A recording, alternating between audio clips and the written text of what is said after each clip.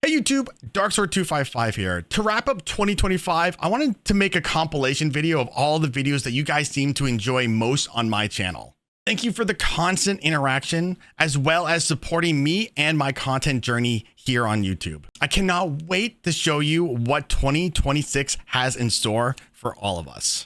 What's going on YouTube? Darksword 255 here, where the numbers may be randomly generated, but the content itself is not. And guys, Riot has slightly listened to us, and they have added the long-awaited and renowned Doombots back into League. Now, guys, if you're trying to queue up with your friends and you're trying to beat Vhagar's Evil and all of the difficulties, this video should be a pretty good tips and tricks guide of how to beat Vhagar's Evil. I'll put timestamps in this video. We'll talk about bosses.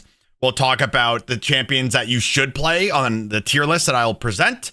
Items to go, as well as different strategies to help you win. And keep in mind that there's also, unfortunately, a decent amount of RNG that unfortunately does go into Doombots right now, guys. If you get certain enemy champions that are Doombots, it's basically unwinnable. Or at least from my experience, I've lost a lot of games. But, you know, like I said, guys, feel free to skip through the video for different parts that you think will help you out the most. Keep in mind as well, guys, that this is one of 3 different updates. So this is the first wave of Doombots for Vhagar's Evil. The next patch, from my understanding, is going to be the second phase of Vhagar's Evil, and then after that will be the 3rd phase. And if we are able to complete those 3 phases, you get a new title and I think a avatar. Not 100% sure on all the details with that, guys, but enough of me yapping. Let's go ahead and jump right into things. Alrighty, guys, so jumping into things right here, this is, and I'll post this as also in the description because this tier list does change. These are the best champions that you want to have on your team if you want to beat Vhagar's Evil, at least for the first phase of things. So the team that we're going to watch some gameplay of, like, us beating the boss here in a moment too as well, guys. And like I said, go through some different strategies, but I played Jinx. Our team consists of Jinx, Viego, Darius, Volibear, and I think it was Mordekaiser. Yeah, Mordekaiser. You could use a consortium of different champions in here. I'm not a huge fan necessarily of Smolder because it just takes you so long for Smolder to get, like, kind of going. And Cog, you kind of need to have, like, a huge front line. Now, guys, I mean, again, go with this, like, this tier list. The main thing is you want to be able to lock people down, like to lock down the enemy Doombots so they can't really just spit out all their abilities, and you want to have, like, hard-hitting damage that is backing up that, you know, that front line. That's why Set's so good. Volibear is really good. Darius, even Mordekaiser, he could yoink the strongest Doombot out, and then your team can, like, kind of, like, hopefully go from there. Jinx is so strong with this because if you get excited, if you get 1 kill, you can basically clean up the rest of the Doombots. I mean, it's hard because if you, like, the Doombots are absolutely insane. And like I said, we'll watch that in the video of, like I said, a playthrough. But these are the champions that I would recommend. I think that you should almost guarantee have at least a Jinx and Viego.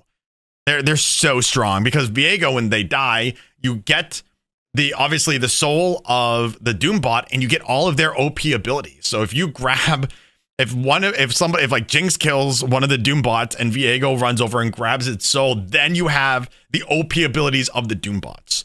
Now, all right, I just made myself smaller.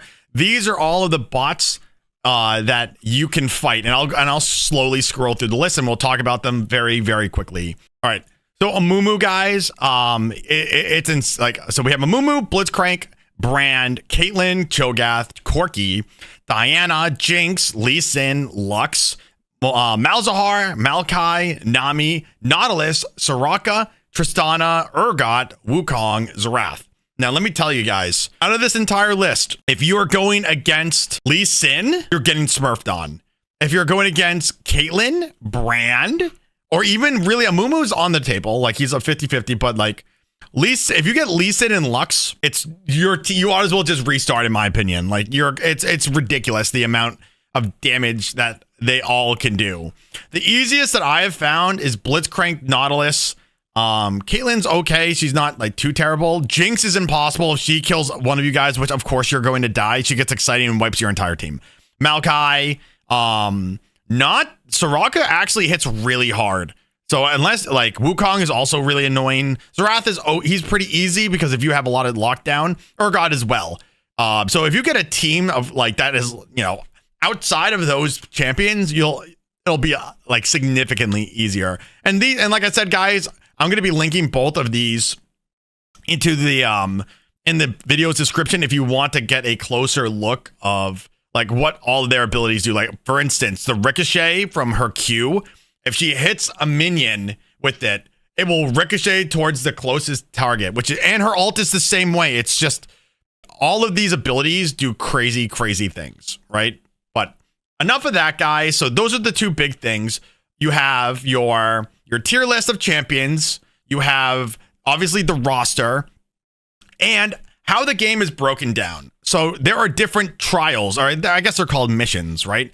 These missions, if you do not do them, you will 100% lose, because how the missions work is it enhances you. It gives you a bunch of money and it gives you a bunch of like rewards, right?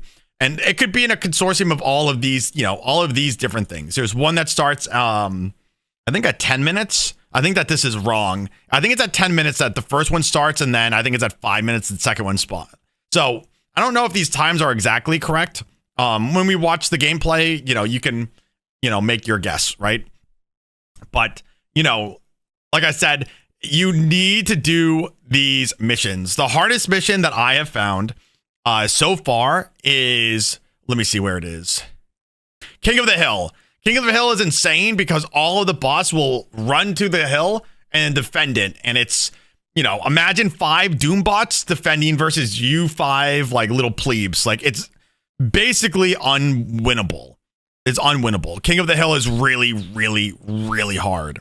There's a lot of easier ones as well, like defend the mid tower, doing more damage, killing portals and such. But you need to, even if you're losing towers, you need to 100% prioritize doing these missions, because again, if you in Veigar's Evil, if you miss one of these missions and let the bots win, they're already disgustingly overpowered. They're going to be even more disgustingly overpowered. So before we jump into things, guys, we have a couple things, right? We have the tier list of champions you want to pick. You have the bots that you could potentially go against, and all of the trials that you want to look out for, and a basic strategy going into the game. So at the start of the gameplay video, guys, like I said, I'm going to talk through a couple of the strategies that we're doing during this time while the game is going on. So jumping right into that.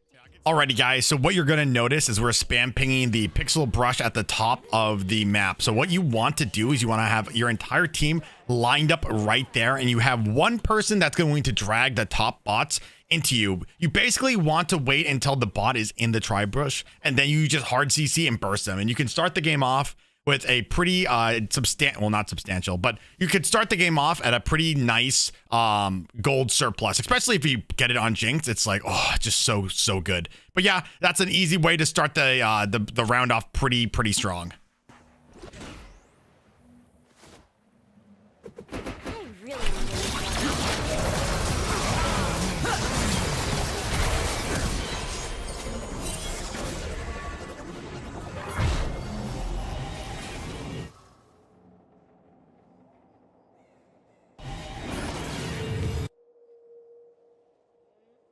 You think I'm crazy?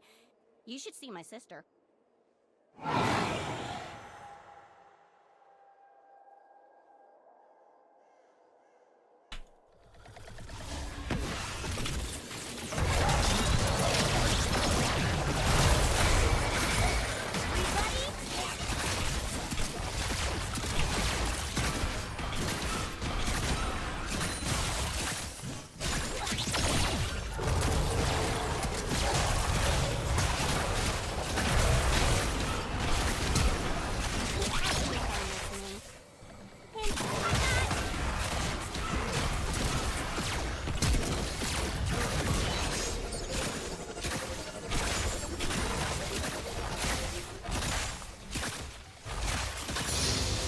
Nice.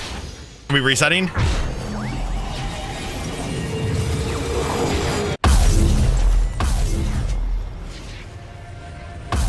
Ah!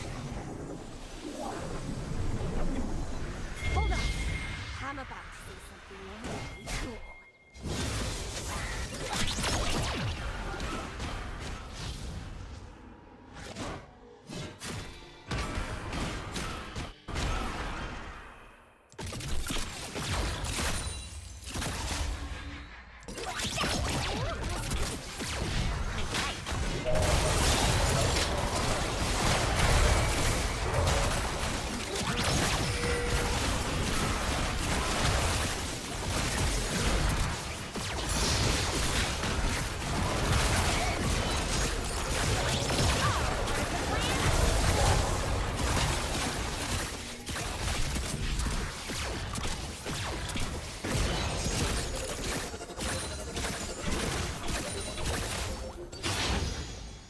We are considerably fed top lane.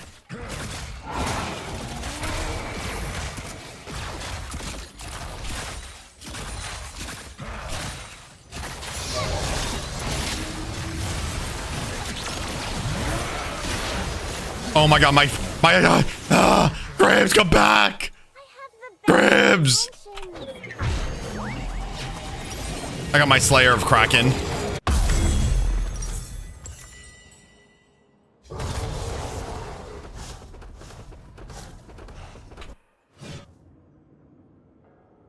So what you guys are going to notice here at 10:59, that's when the first mission is going to start. And as soon as the first mission starts, you want to have your entire team, if they can, depending on what one of the missions that pop up, focusing on doing that mission. Now, I was a little silly goofy and I ended up teleporting early, so I didn't actually have teleport, but you want to basically not use your teleports early. You want to use them for like these moments where you can just immediately get to the objective and start, in this case, pumping damage.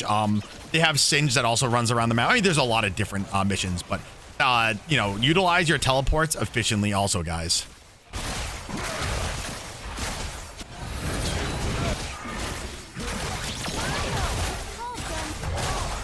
It's okay. We have Grims here.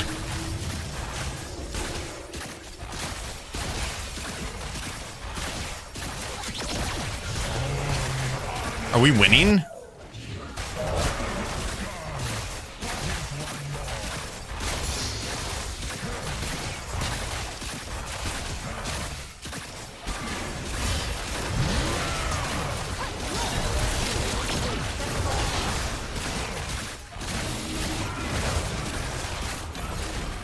Okay. This is kind of sad that we lose our tower for this, but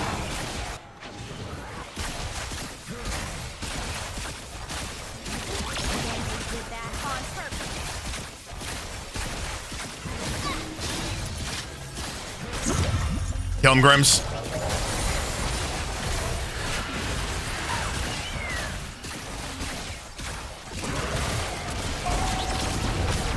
Oh, thanks, dude. Ah! Oh, my Grams.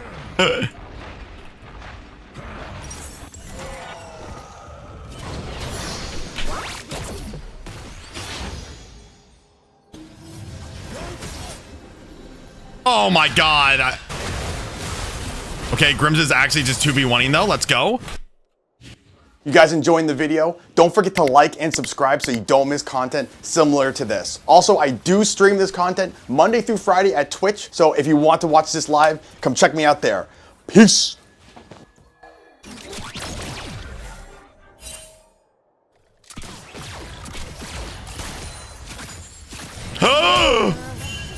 Oh my god, I pooped. Oh my god, I saw the light. Oh, my Grams.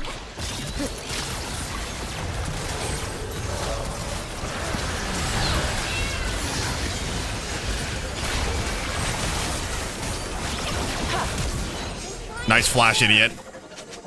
Fucking clankers.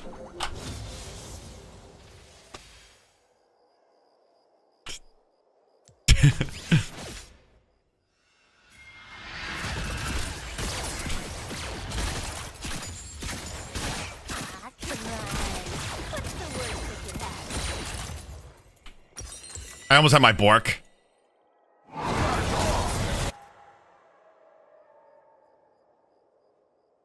Yeah. I don't even know what should I buy?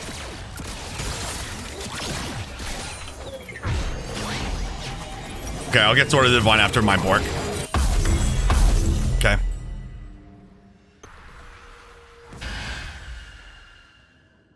Well, I have 0 crit right now.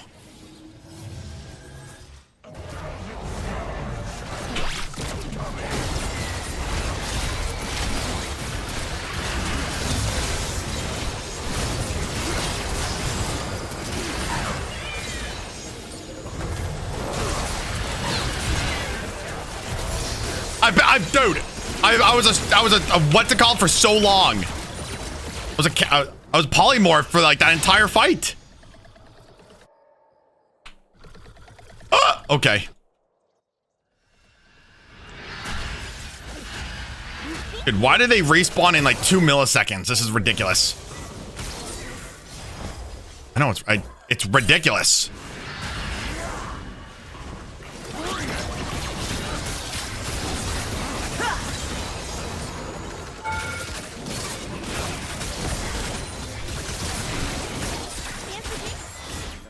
All right, guys, and as you can tell here, if we're looking at the 6-minute mark, or it's coming up to the 6-minute mark, that is when the second mission starts. And again, guys, whatever the second mission is, you want your entire team to be really hyper-focused around doing that. These are the times to be utilizing your teleports, your ghosts, your quick movement around the map. And again, guys, it is okay to lose objectives like towers and honestly even inhibs to secure these missions, because again, if the bots get one of these missions completed, it's basically GG for you.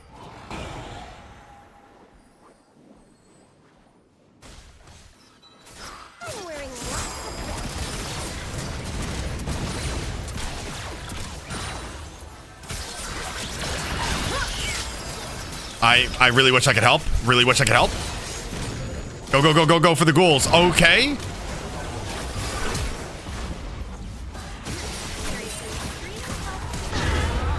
Okay. There's one left. There's one left. Nice.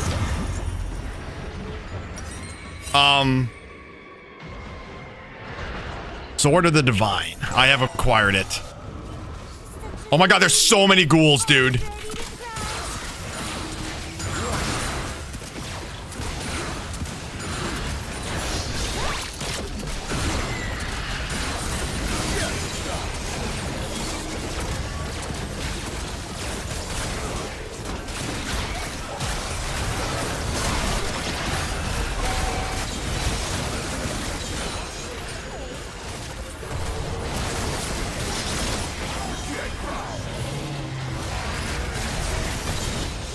Okay, mid.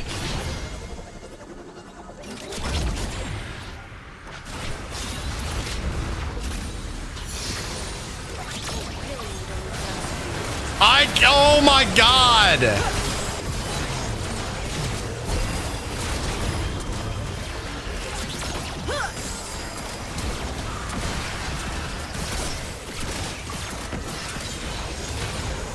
Okay, I'm Zephyr'd.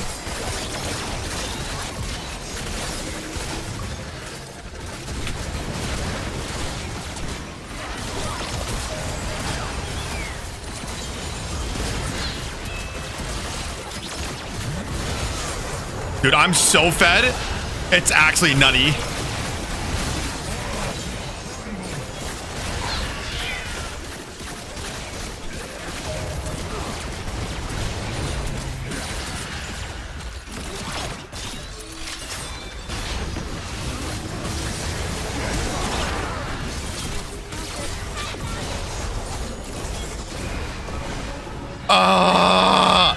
I have so much gold. I gotta leave.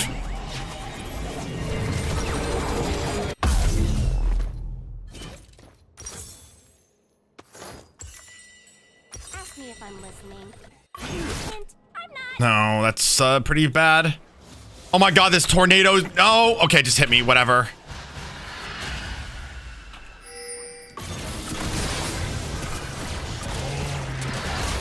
Dude, please. Kill him, kill him, kill him, kill him.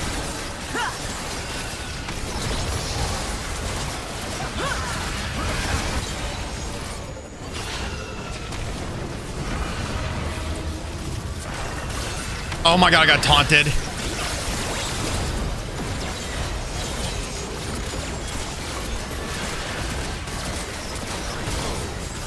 Oh my god, if I get knocked up again, I'm gonna lose my mind. Oh my god, dude. Yeah, let's go for dare. Oh, dude, this is ridiculous.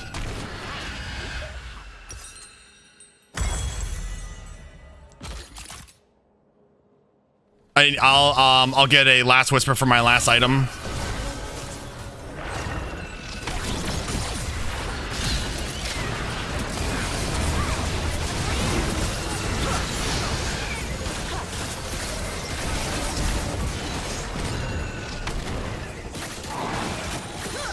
Okay, we're about to get the Vagar. We're holding, boys. This could be it. Okay.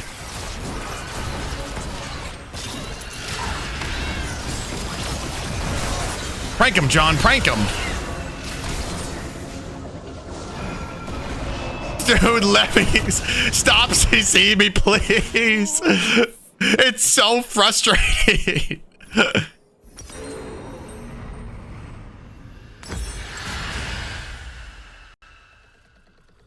Okay. We have 50 seconds.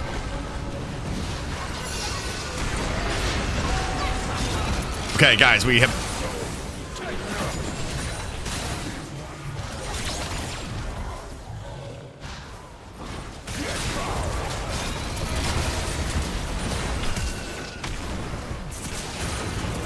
I'm dead.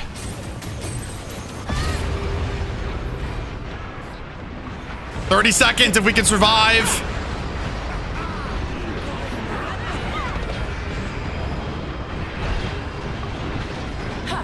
"20 seconds.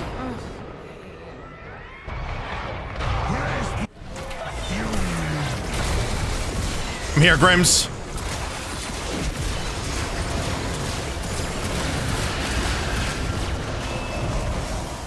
So after the countdown is done, guys, it is time for the final boss fight, aka fighting Vagar. And there's a couple things that can happen here.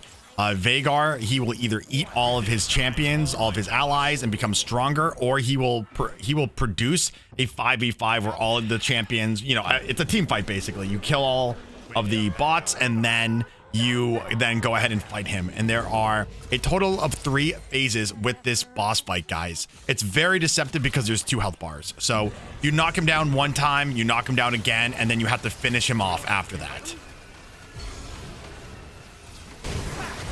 Okay. Okay, I'm running.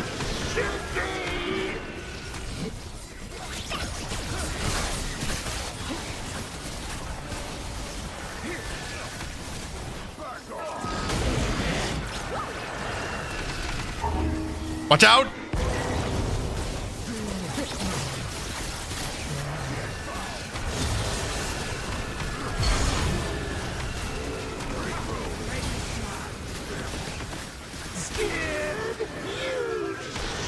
Oh, I'm aware.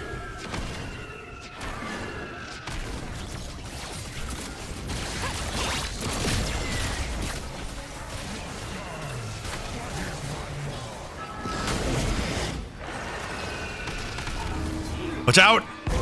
We're almost done with the first phase.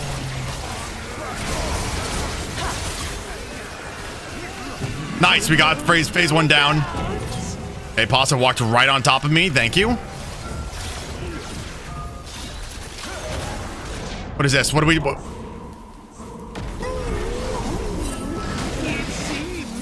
I'm dead.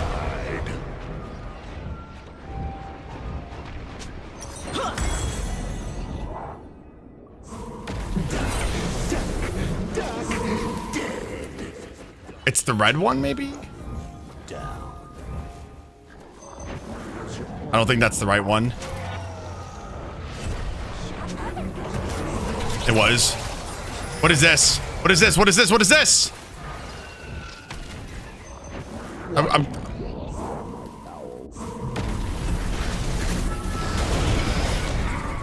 was fun.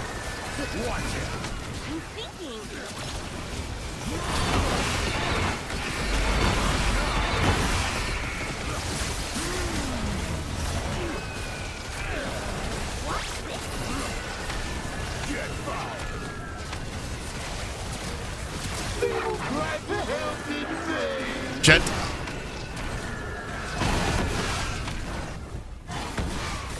Got one. Got it, the other one. Got it. The boss is left.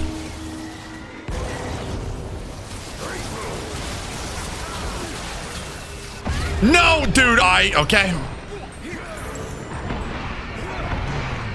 Okay, Grims, hit. We're almost done with phase 2, though.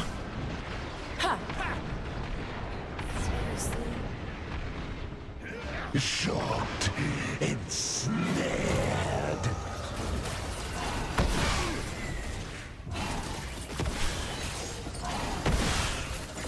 Hold on.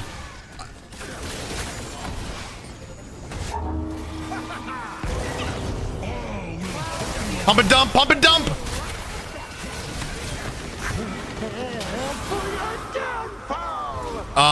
Who am I fighting? Oh my god, I'm fighting the worst person to fight.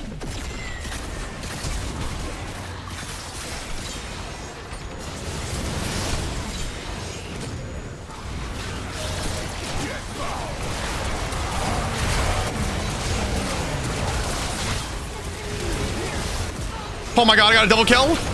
I'm dumping and pumping. Oh my god. Oh! Come on, we're almost there, boys.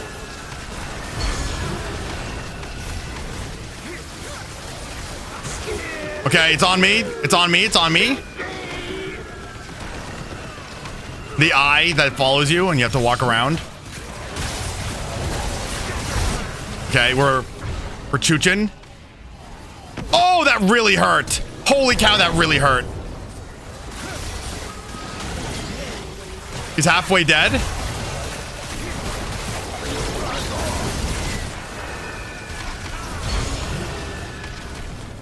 It's on me, it's on me, it's on me, it's on me.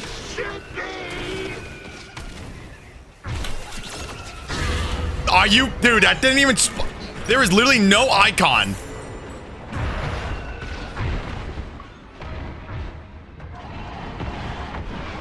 Watch out, Grims. Watch out, big damage. 6,000 on the boss. Pump and dump, I'm up, I'm ulting. I don't have ult, I lied. Where am I?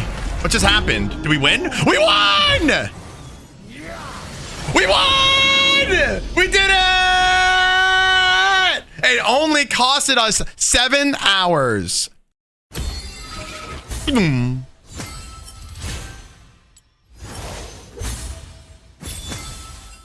What's going on, YouTube? Darksword 255 here, and we are bringing you the newest champion that has now hit the... What the heck? Hit the PBE, guys. We are playing Zaheen in the jungle. As soon as I saw him being released in like his intro video in Worlds, I was like, dude, I need to play this guy in the jungle. He's going to be so fun. So we're going to be playing him in the jungle, testing him out. There's a couple different builds that I've seen people run right now. So I've seen people go an actual bruiser build on him, which is like Conqueror, and then, you know, just standard bruiser items, because he is a fighter. He is a warrior. But, okay, here we go. He is a fighter. He is a warrior. But I'm going to be building him with lethality this game. So we are running Dark Harvest. And then we are going to be going, like I said, just full lethality, because we're going to basically be building him like Assassin Jin Zhao, if that makes sense. Which, I mean, it's actually kind of ironic, you know, because he is Jin Zhao, but, you know. Pretty cool champion, guys. I will explain his kit a little bit. We're just trying to test out his clear right now. Yeah, dude. Oh my god, this is just so much better than Warwick. So his Q has 2 casts on it. You have a charge up cast, and then not a charge up, but you have a single cast, which is like your main hit to start charging. Ooh, holy cow. And then see how right there it's charging? If I hit it again, it does a knock up. Your W is a grab, and your E is a dash, and your alt does damage mitigation. But with your dash, you want to be on the edge of your dash. That's where you do the most damage. Okay, I actually just messed that up. My clear is a little bit slow, but that's honestly not even the champion's fault. That's just me, Darksword's fault. That's actually just me, Darksword's fault, to be honest.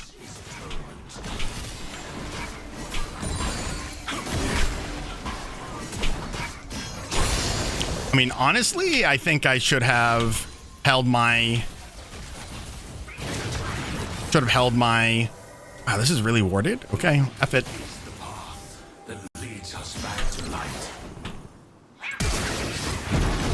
Okay, I'm in crippling pain. Okay. I missed the easiest grab, chat, of legitimately all time. Okay, I gotta run. Gotta run. He is going to have a really good clear because of how powerful his E is. You can clear raptors so fast. See, like, this game wants me to do this, but nah, we ain't doing that. We're gonna go Serrated Dirk. Serrated Dirk is a great item overall, because Serrated Dirk gives you the I think it's like for gold, cost for gold, damage for gold, whatever the terminology is. Serrated Dirk is the strongest. Can I dash over walls? Oh my god, I can dash over walls. That is gargantuan. That is really cool. I mean, it kind of reminds me of Belveth, you know?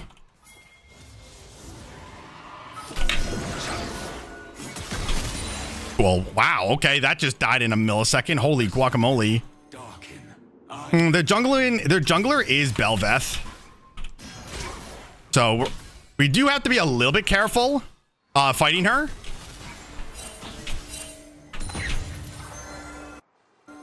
Okay, let's go ahead and do a little bit of an invade here. The glaive obeys me. Ooh, let's see how fast I clear this. So what I'm gonna do, ready? I'm gonna grab everything first and then dash. Look at that. Oh my god, you clear this camp so fast. And also, which is really cool, we're gonna try a gank off in a second mid, because their mid laner is gonna walk up. Yeah, watch. This should be a free gank for us. Okay, or he's gonna back off. What the heck? Where did he go here? Huge. Look at that combo. Okay, but he has Ghost and Flash. But did you guys see how far your grab is right there? Like, your grab is like immense, dude. Oh, nice. Okay, we did get the kill. Huge.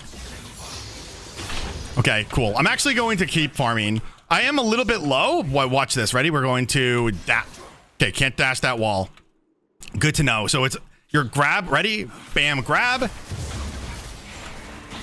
I definitely see the appeal of going Tiamat on him.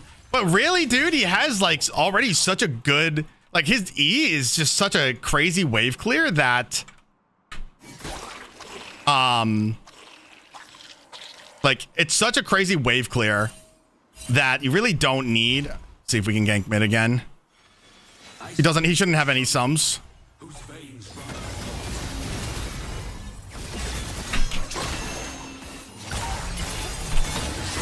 Oh, ouch. Oh my god, the goon squad. My god, there's 3 people just waiting for me. Why? Cool. We are getting closer and closer to our item. I definitely want boots for the movement speed. Let's see. I think maybe we go... I think I'm gonna go Ghostblade, honestly, guys. We're gonna go Ghostblade so we can like make ganks happen a little bit faster, and it's harder for them to outrun us. I mean, I think that's why the recommended item is Stride Breaker, so you can't. It's a lot harder for people to get away. And also, the combo that I feel works the best is like you start your Q off, so you do auto Q, W, knock up E, because if they're knocked up, then they can't move out of the way.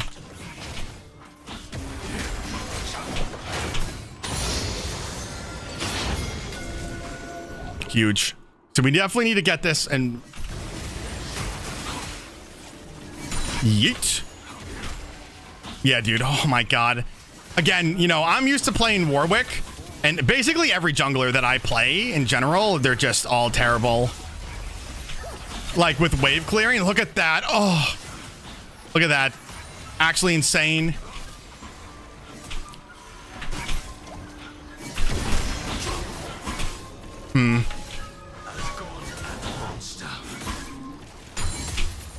Let's see. Oh, see if I can dash. Cool, dude. So you can dash some walls, kind of like Riven, I guess. See if I can maybe do something here. My stuff is on cooldown.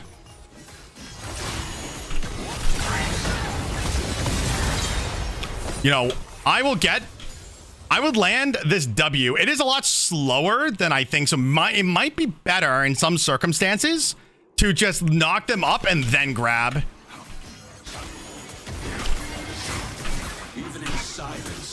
I really want to try to gank bot if I can. But like ganking a Shaco lane is really, really hard. It looks like they're resetting, so this should be free. And then obviously it doesn't, I can't grab dragons.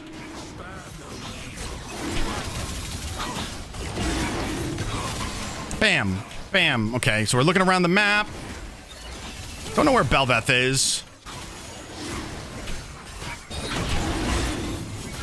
Huge. Okay. You know what I think is going to be pretty pivotal also? Getting a Shurimas is the word I'm thinking of. Ooh, that feels so good though. Okay, I am getting closer to my items that I need. Okay. What the heck?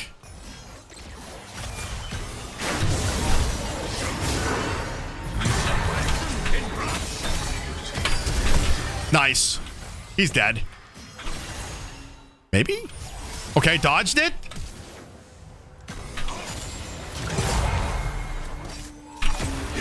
Oh my god, that was so close though. Dude has, you know, he has 4 bullets and they all had my name on them. Oh my god. All right, we have enough for our Ghostblade. That will help us out significantly.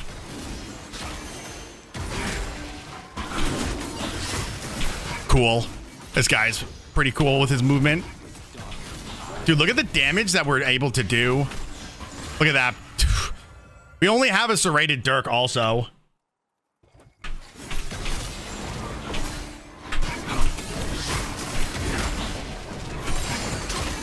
Bam.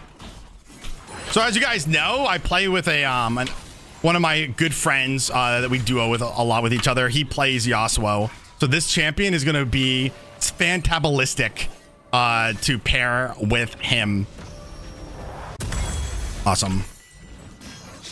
Huge. Okay. Like, I haven't really been able to gank anybody because, like, I just, like, haven't really been able to gank anybody. Like, mid is really the only person I can gank. Now, beneath my blade, they must die.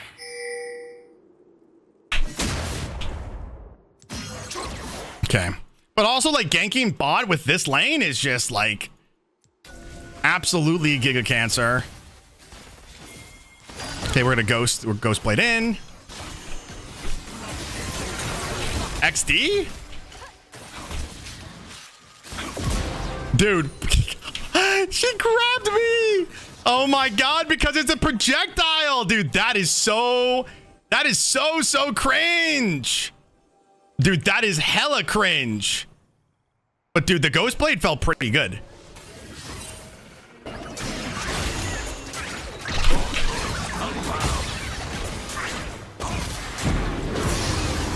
Okay. Oh my god. We got the moves. We got the moves. Holy cow. Dude, we basically one shot. Like, I only didn't kill Shaco because I was feared 1,000 billion times by him.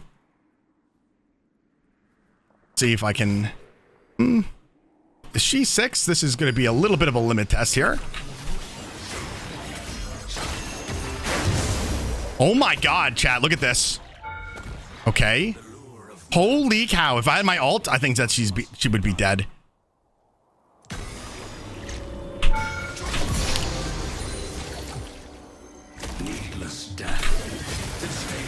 Oh my god, dude.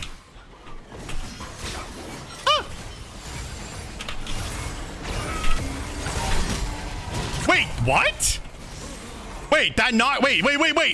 Did he just not get knocked up? Wait, why did Jhin not get knocked up right there? That was weird. That was weird to say the least. What? So weird. Whatever. Not that big of a deal. Let's do this, guys. I think I'm going to go Profane Hydra, which is, we definitely want to go with this.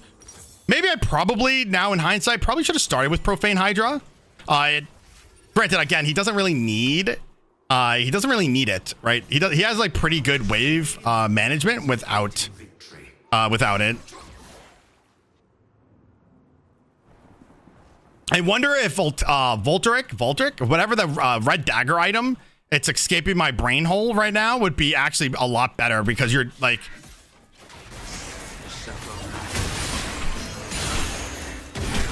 Oh my god, dude. My Q does so much damage.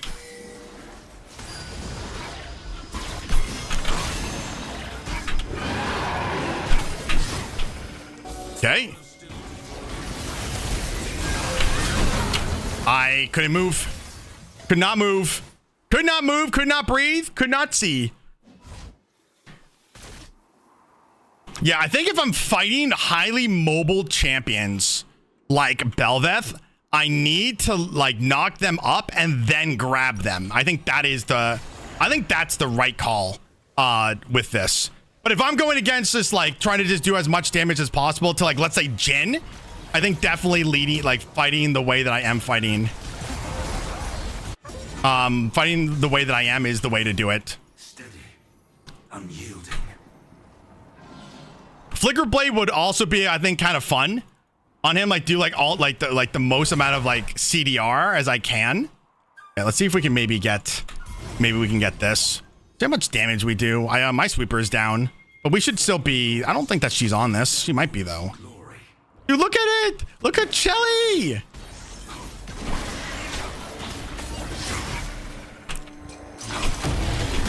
Dude, you can hold your knockup, by the way, so long. Dude, it's actually so, like, if that is going to be so hard to deal with as, like, a laner, or just like, a person in general, right?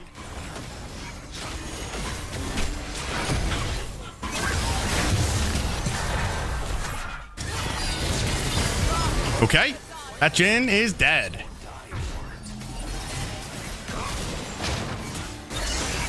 Dude, that's so weird.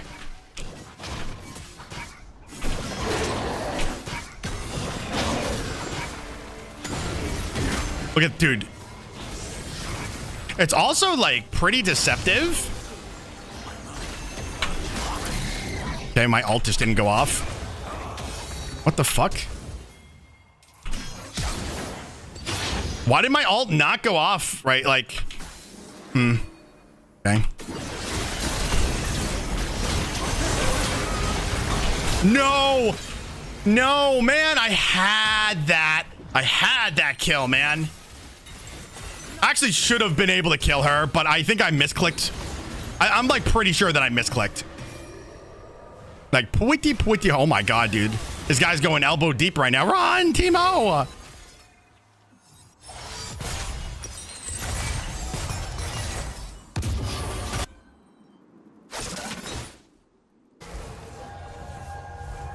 Alrighty.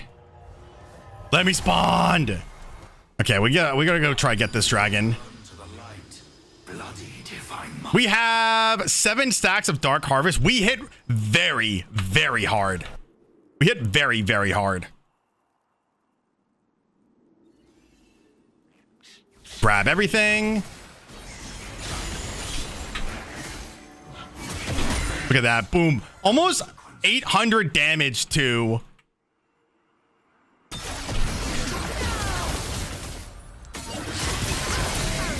Okay.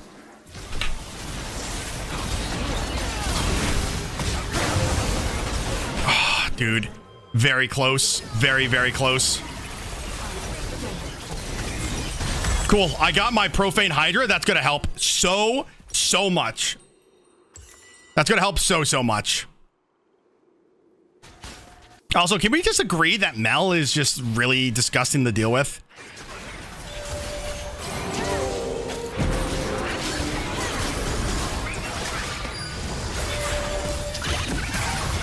Okay, that's the fake one. Ooh, God, my poor bot lane. They're being decimated. I'm going in. I'll assist. I'll save them.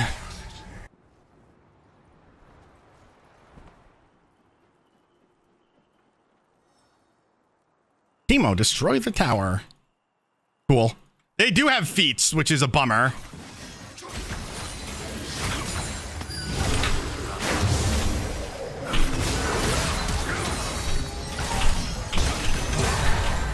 Oh my God, dude. Is everybody just like... Why is he so much faster than me? I mean, he has Ghost. I'm just dead? Oh my God, I'm just dead. Ooh, that's a bummer. I have perished. Ghost and Flash. Honestly, guys, you know how I feel about Ghost, right? I mean, not Ghost. How I feel about Flash, right? Like Flash, I feel like this guy would benefit so much more with having Ghost. You really don't need the Flash. Like, you don't really need the Flash in. Like, you need to, like, stay on top of... You know, you need to stay on top of the enemy.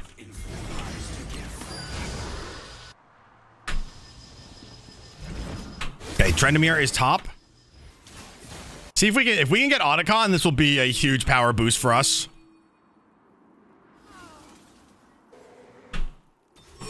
Long is the path that leads us back to light. All right.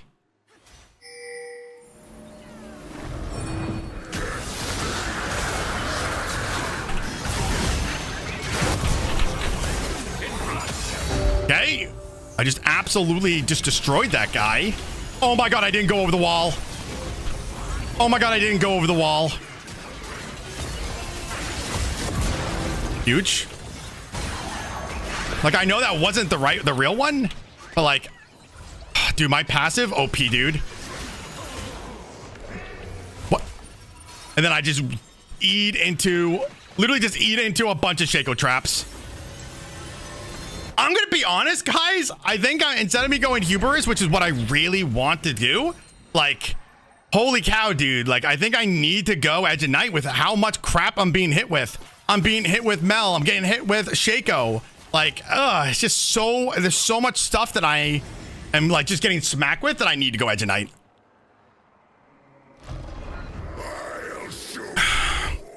God. When I get a full stack of determination and I die, God, it just... Old Aatrox vibes, dude. Old Aatrox vibes. If you guys remember old Aatrox, his passive was just in general, like, I didn't even have... You need to get full stacks of determination. It would just, like, immediately revive him. It was very, very OP.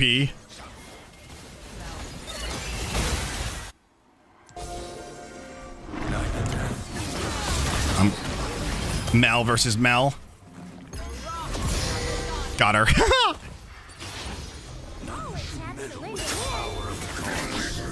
Oh my God. Dude, why are there so much... There's so much vision.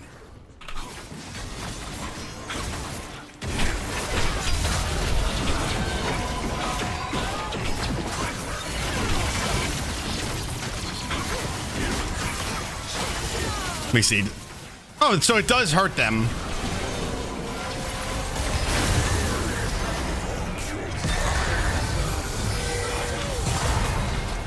Does he have a collector? No, dude, wow. That dude, wow. Jin's 4th shot did almost 1,000 damage to me. I guess, I guess my bad, Oh, well. Yeah, dude, when I can get on to somebody, Belveth is in my jungle going bot. If I can jump on somebody, dude, it's just free 99. And we almost have our passive back, which is going to be monumental. Yes, dude. Yes, dude. Perfect. Perfect. So I can really, really utilize that. I'm going to see if I can push out mid. Oh my god, my poor bot lane. They are deceased. Oh my god, but our bot lane is doing a bunch of damage to them.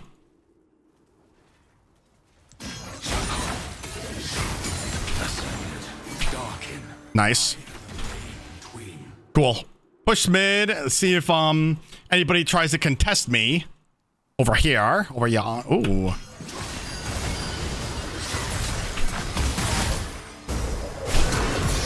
Nice, dude. Holy cow. I basically one-shot him. Oh my god, look how much damage I'm doing to this tower.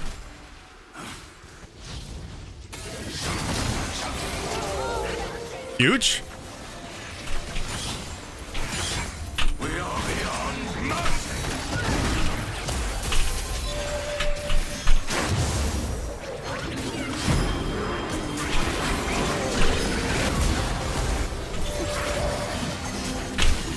No, dude, I'm just perpetually CC by Shaco.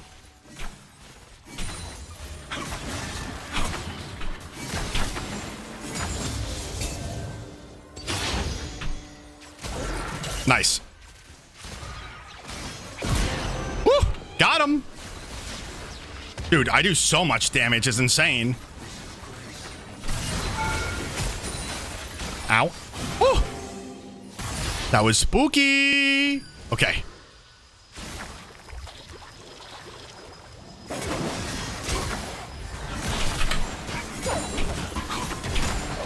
Wow, we're doing 1,000. Okay, huge.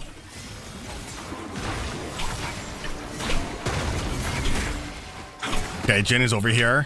We have a ton of gold too. Huge. Okay. Let's get Dragon. I know that their team is over here, but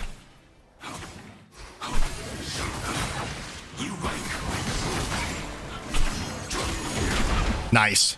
Should help a little bit. We'll get Dragon.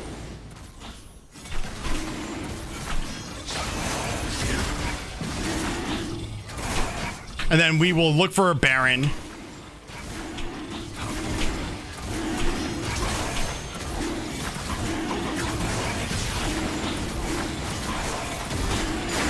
Boom.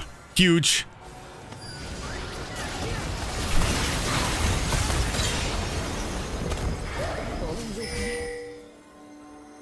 I should be able to maybe catch him.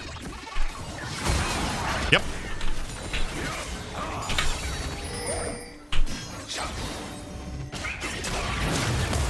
Oh my god, are you fucking kidding me? Wait, what the heck? Oh, Belveth. I'm like, why? I'm like, Shaco doesn't have a knock-up. Oh, that's what I get for having, an unfathomable amount of gold on me. Okay, God, Umbral would be really good for anti-vision, but I think I'm going to go with opportunity because I get at least decaying movement speed if I get a kill. Collector would be really, really good here also. Collector would be so strong here, but maybe my last item, probably like a GA would be better. With Jaheen. Up. Definitely make sure we grab a pink ward. And we're just perpetually dead. Cool. Steady, unyielding. All right, let's see. Right now, we are doing a ton of damage, dude. Watch how much damage we do with our Q. Bam, bam. Ready? Bam, bam. 1,300 damage to this buff. Actually, just wild. Let's see.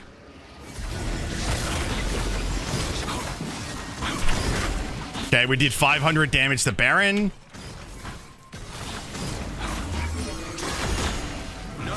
Okay. Heal me, support, please. I mean, look, dude, it's just two of us, and look how fast we're killing this. Like, I'm still taking, like, a good amount of damage, but it's fine. Okay, this is terrifying.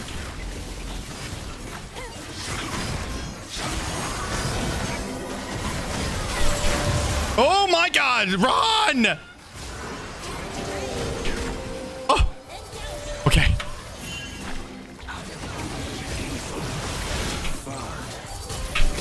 Run! Run, run, run, run, run!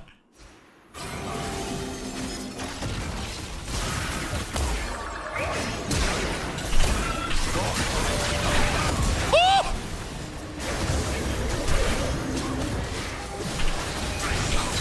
Just die. God, dude, Shaco is so annoying. Oh my God, I basically one-shot that person, though. Yeah, that's how it feels. Dude, I basically one-shot Mel with my R.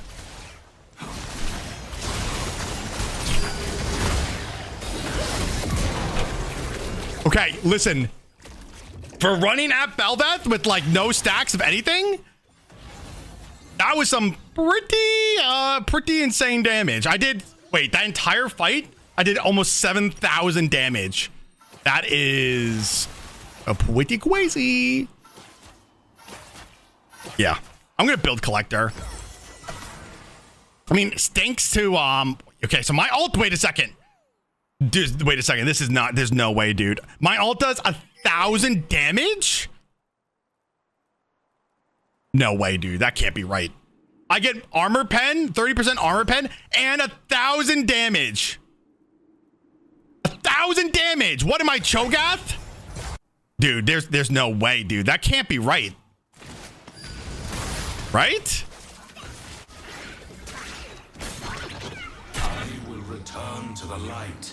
Bloody. Oh my God, dude. That is insanity. I mean, that explains why I one-shot Mel. Like, holy guacamole. And cheese and crumpets. Look at that. 1,400 damage, dude, to these, like, these.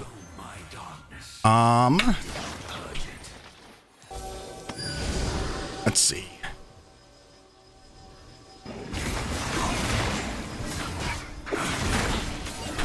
Dude, you clear this so fast. Now let's fight Belveth. All my stuff is on cooldown. I spare them from what they've become. Damn it, I missed. Damn it, I missed. Cool, whatever. I wanted to try to do as much damage as possible, guys. This is not a good time for me to be doing this. But watch how much damage I do to this. Ready with the knockup? Boom. 1,000, almost 1,000 damage to Dragon. Huge, though.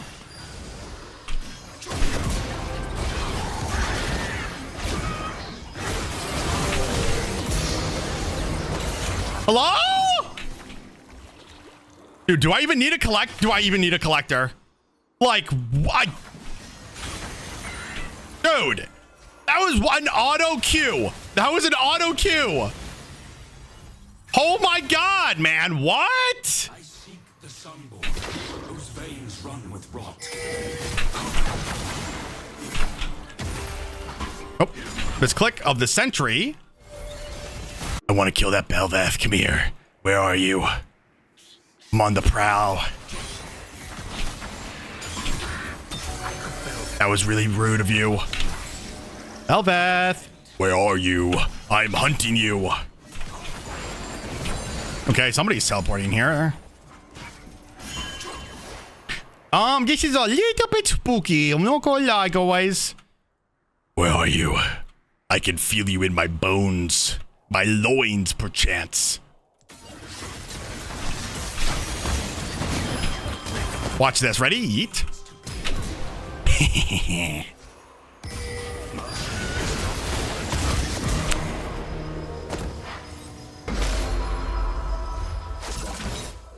Okay. Give me your Belveth. I see you. Why are you running, my child?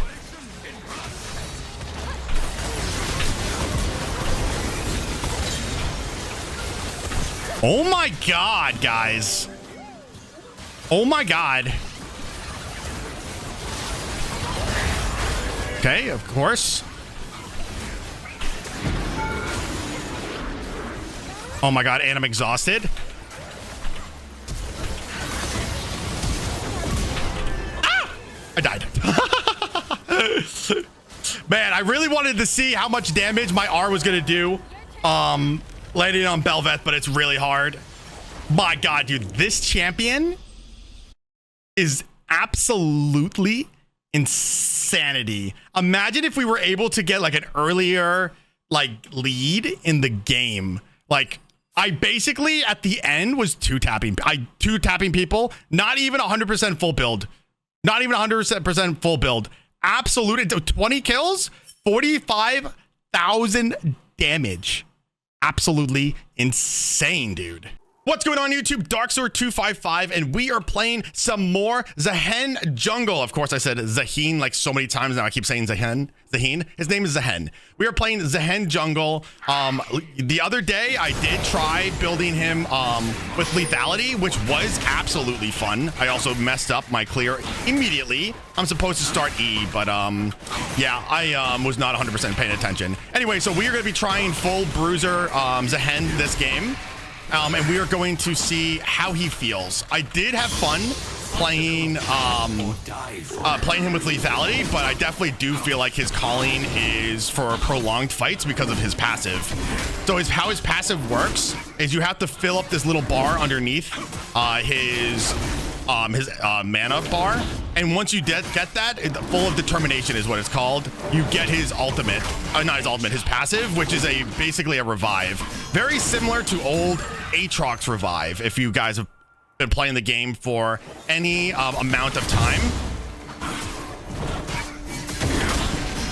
Yeah, but you definitely want to start E on him. That was, again, like I said, I'm not 100% like locked in. The winter map is beautiful, you know. Something that I have also found with Zehen here, your W is very slow, kind of similar to what's his name? To Thresh here. Nice. I don't know how that W missed. Guys, I swear that W looked like it went through him. Like, that's crazy. Anyways, so I feel like the bruiser part is definitely a little bit better. And like I said, your W is kind of slow, but look at how long range your W is. Pretty far, pretty long range. Damn. No, my top laner, no, my top laner, he's deceased. Everybody watch out. All right. Yeah, I mean, I think my jungle clear would have been so much faster if I just didn't mess up.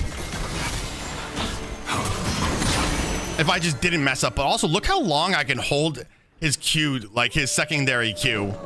Like, I feel like it's so long, unlike Xin Zhao, that it's like very telegraphed. Like, you could really bait out people and like really use like the full like duration of this. Like, look at that. Bam, look at how long I can have that. Kind of like, you know what it's very similar to? It's very similar to Jax's like Counter-Strike, right? You could detonate it early, you could detonate it, you could use like the full duration of it. You know, it's very deceptive, but it is a nice auto attack reset. I'm gonna try to gank top. I do need to back, but that's okay.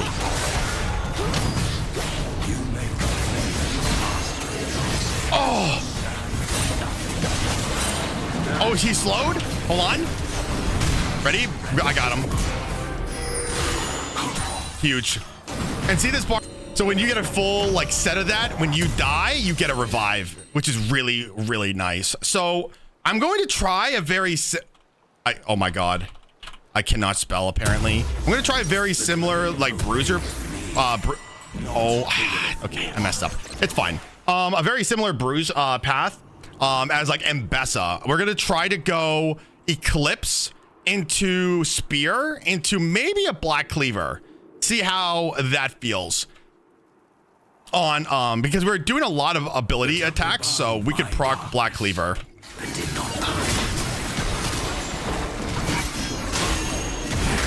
I do have to definitely feel a little bit more comfortable with like his movement here.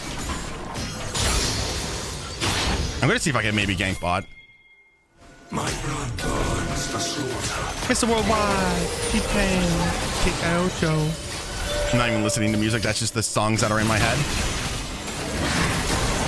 Watch this. Ready? Boom. Well, I mean, I think that was pretty close. Okay. Is bloodshed crave?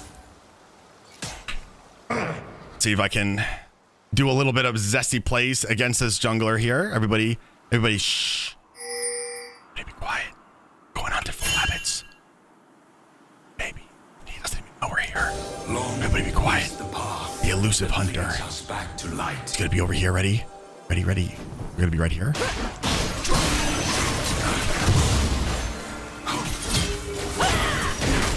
Okay, we're messing him up. Oh, my E just is on too long of a cooldown. I was trying to wait to see if I would see when I can't believe he didn't immediately dash away. I was like, oh, this guy's cooked. I do think you need to like intertwine your Qs. Like you want to start your with your Qs to start charging it. And then you want to like use your W and then use your E. So you have the full like Q off cooldown. Oh, this guy is absolutely cooked. Nice. It would honestly help if I could right click properly. I'm not gonna lie, guys. Like it would help a lot if I could actually just like right click on the enemy. Because I'm pretty sure I right clicked on a minion. You know, going from playing Warwick when I don't have to like really worry about a bunch of different things is you know, obviously a little bit of a change. But also like being able to clear the jungle as efficiently as this is pretty nice. Cool. I got my ult and grubs are up. This is what the heck?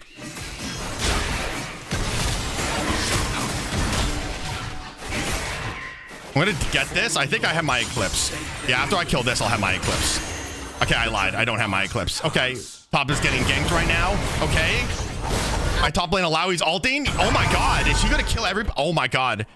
Alawi almost got both of them. Dude, Alawi needs to get nerfed. That champion is insanity. Nerf Warwick. Nerf Warwick, you know? So I know I just walked through a ward. But maybe I try to gank mid again. He is charging. Okay, I'm going. I'm coming. Woo! Wow, dude. That damage is... It must be. Like, I get, yes, Udyr was low, but, like, I only have, like, a Caulfield's.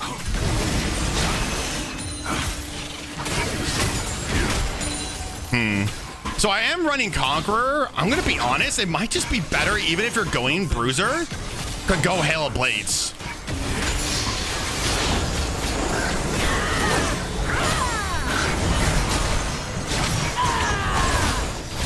Oh, damn it, dude.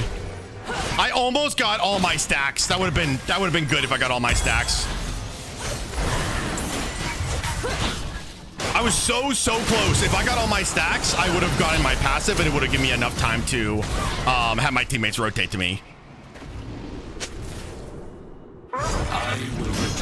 But I also, you know, I also had a full, like, I was also sitting on basically a full item right there.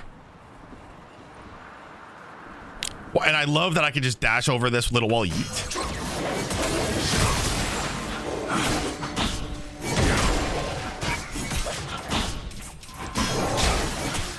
I swear.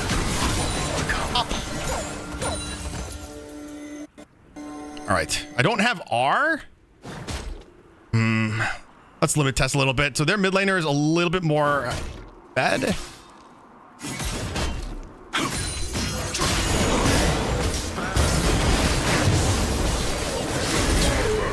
Okay, hold on. I can kill him.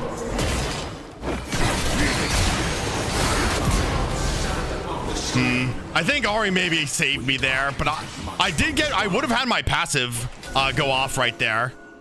So maybe I was going to be fine.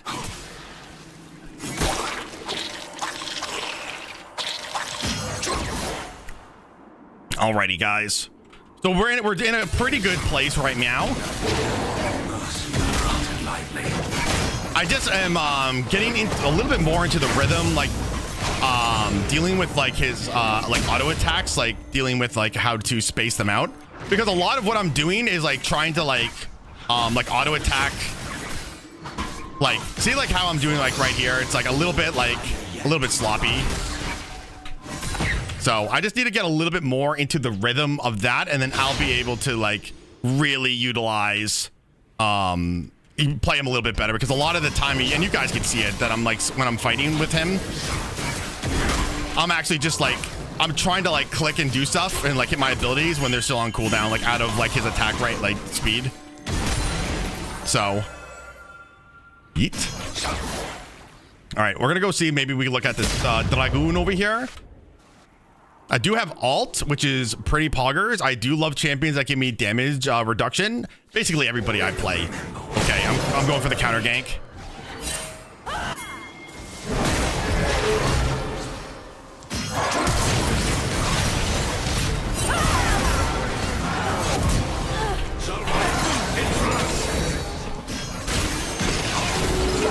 Okay. Oh my God, if I actually landed that, that would have been amazing. Oh my God, that would have been amazing if I landed that. My brothers. That's so sad. Are adrift. Definitely, like I said, a little bit of a learning curve, but we're getting there. We're getting there. Okay, they know that I'm here. Oh, my bot lane's dead. Oh, my bot lane's dead. Okay. Okay, I can kill him. Okay, no, I can't.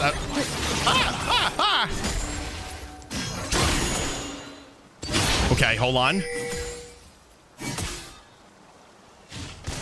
I'm on the way. Oh, okay. No, I'm coming, Ari. Oh my God. Dude, there's no Bayou deer. Okay, holy cow. That dude's gone.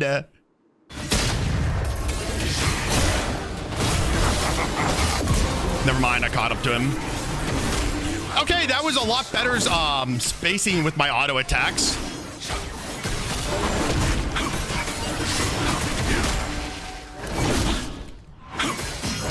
Huge. Cool.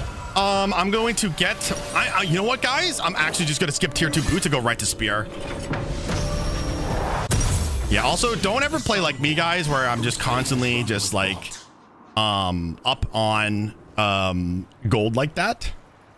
Hey, Misty Moo. We're just trying a bruiser build on him in the jungle to see how we like it. His clear is pretty good. Even in silence, I mean, I think even Sunder Sky would be a pretty good buy here. I do feel like his E is on a little bit too long of a cooldown, if that makes any sort of sense. Okay. Okay, we're gonna actually, we know that Vi's gonna be right here because she just killed that. Let's see. Yep, there she is. Okay, but she's a little bit faster than me. I don't know if she saw me. We have to be careful. I don't want to use my E to... I don't want to talk about it. I don't want to talk about it. I don't want to talk about it, guys. I don't want to talk about it. All right, this should be maybe free. Okay, it also is throwing me off on the PPE. It has like the execution, like range. Okay, so we know that Vi's bot. We can maybe look for a top gank. I mean, all of their teammates are like basically under tower, so it's a little bit difficult. All right, let's see how much, how quickly I can take the crab here. Also, can we just acknowledge how absolutely adorable Shelly looks? 400 damage with my empowered Q. I don't know if that's a lot. I mean, I'm taking this relatively fast, so maybe it is a lot.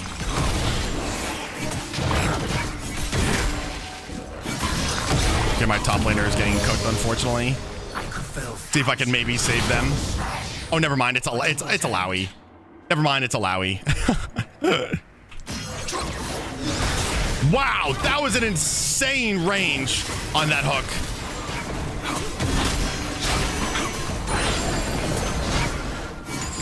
I'm gonna wait for my E to finish clearing this. Oh. Now, what I am curious about, what I want to try also, is if I get my full stacks of determination. If I get my full stacks of determination, do I, if I like tower dive, does the tower still target me? Because you become untargetable while you're regenerating. I'm just curious if you still take like damage and stuff. But the problem is, like, it takes a little bit of time to get your full stacks of determination. So like it's gonna have to be like kind of a team fight into a dive, if that makes sense. All right, so we know that Vi was topside. We're going to do a little bitsy itsy of an invade here. The glaive obeys me, not the will. Okay, I'm missing everything. Huge. Oh my god, she knocked me out of it. Huge on her.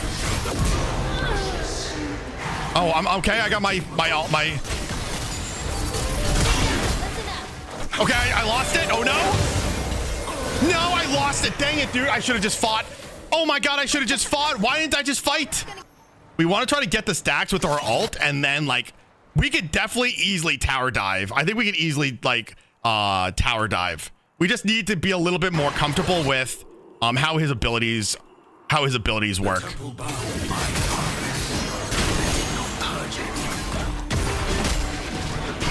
Bam. Bam. Bum bum bum bum bum bum bum bum bum bum bum bum bum bum. Oh my god, dude. It's so nice to clear with a jungler who like actually can clear. Let's see what's going on over here. Maybe it's probably safer realistically to go for this dragon. What is the cooldown? So it might be, what do I get? Cast reduction. I'm trying to figure out if it might be better to put more points into your E sooner than your Q, because getting your Q up to do the dashes early is like really, it's really nice. What's going on, Haley? Getting your dashes up early is nice. Let's see, can I dash over this wall? Cool, I can.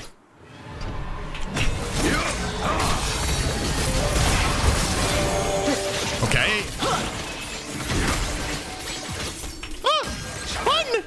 I made a mistake. I missed. No. I'm alive, I'm alive, I'm alive, I'm alive, I'm alive. By the way, I 100 to 0'd her.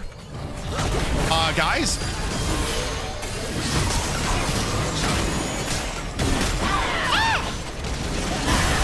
Oh my god, I just got jump scared. Like, I'm just so not a fan of Tiamat items, to be honest. I could see the benefit if I'm gonna go Bruiser is with going Titanic Hydra.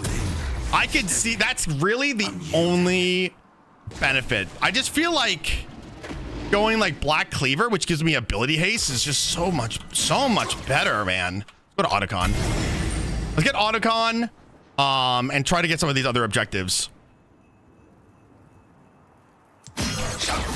Few were offered the rights of ascension. Even fewer were truly worthy. I just don't like how it feels. I just don't like how Tiamat items in general feel, to be honest. Like personally, that's why I just never go them. Yeah, even the autocon, dude, I'm doing like almost 500 damage. And the cooldown for this is pretty low. Like, look how fast me and Alawi are doing this. Like, we're shredding this thing.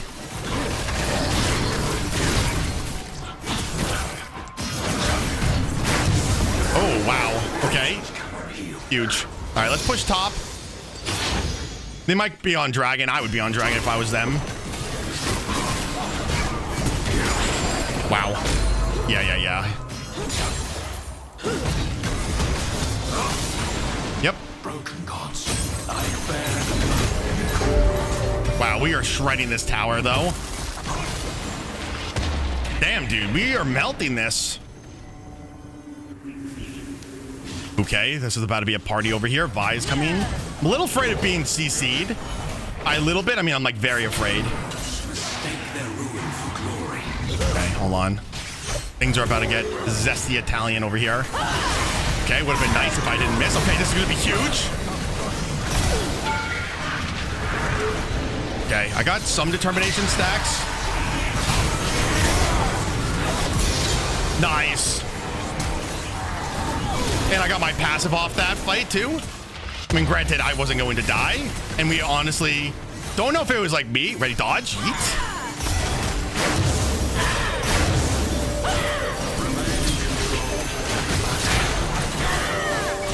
No, please. Okay, I got my passive, huge.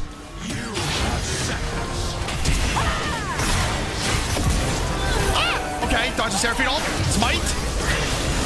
I got her. Let's go. Wow, that was really terrifying. That was wicked spooky. Ah, please. Ah, no. Oh my God. Oh, that was so scary. No, Swain! You killed my Swain! You minion! Oh God. Aha. Ready? I'm out of mana. No, I made a mistake. Please. Ah! If I have a GA, what procs first, do you think? So I think how it's supposed to work, I would proc my passive and then I would proc my GA.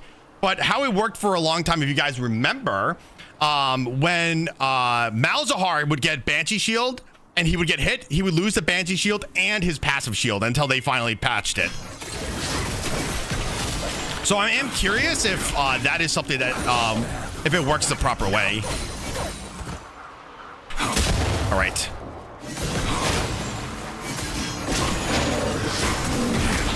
Dude, look at this. 900 damage to this is pretty nice. This does feel, I'm not gonna lie, a little bit better than the lethality. But I think that's because I needed to go Hail of Blades, honestly.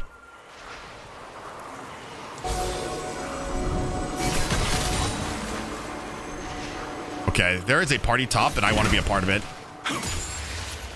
All right, guys, let's 2v1. Let's see how this goes.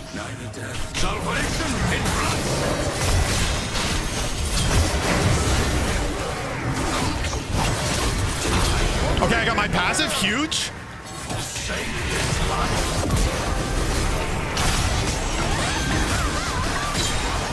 I think I would have been fine.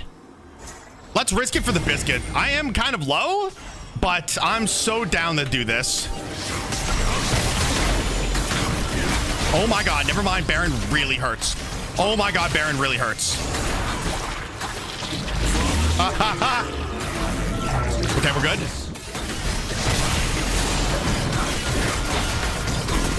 Ow. Please. Please, Zyra, don't do it. Oh my God, Vi's here. Oh my God, kill the Vi.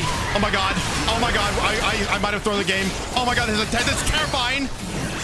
Oh my God, they're just so smart. Oh my God, that was such 8 trillion IQ. Oh my God, dude. The Xayah just read me like a book. That Xayah just outplayed me, chat.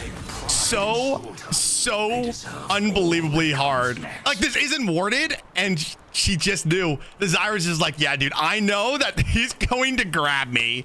Oh my God, that was so funny. I'm like, oh, I'm about to just one-shot. I'm about to just one-shot her. And Zyra's like, nah, dude, I'm about to one-shot you. I keep saying Zyra, it's Zaya. Don't worry, guys. I'll learn how to pronounce people's names eventually. Okay, I do need my teammates here, though.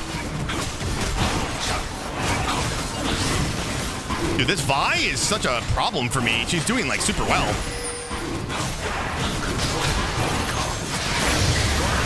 This is huge. Okay, I need my... oh, my God! I was literally 1E from getting my passive. Okay, our bait. Let's group. Let's group. Try to end. All right, let me get red buff, and then we're gonna try to end. We're gonna try to end. Yeah, I think that's the call, dude. You want to like. Yeah. I think I'm gonna push bot. I'm killing that Zyra. That Zaya. Sorry, I keep saying Zyra. I'm killing her. I can't let her defile my innocence like that and get away with it.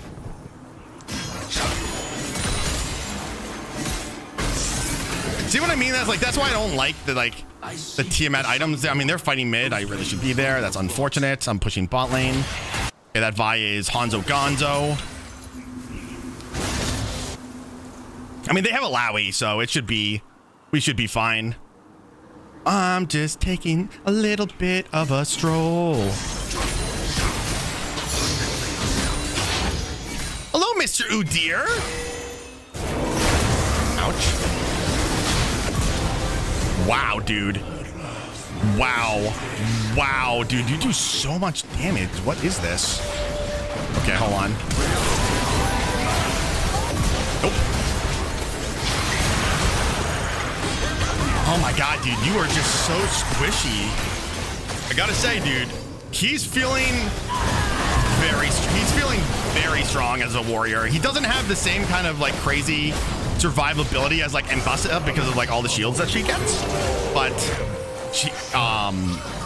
he's definitely feeling pretty strong. It's all about you have to like, you don't have the same kind of survivability, I think, as like Riven or even necessarily Renekton. I'm just trying to think of people who are like equivalent, or even really Aatrox. But if you can safely get your cultivation of war,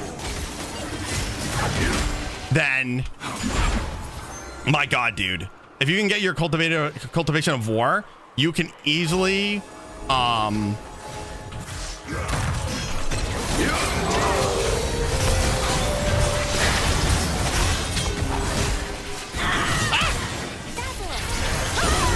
got it.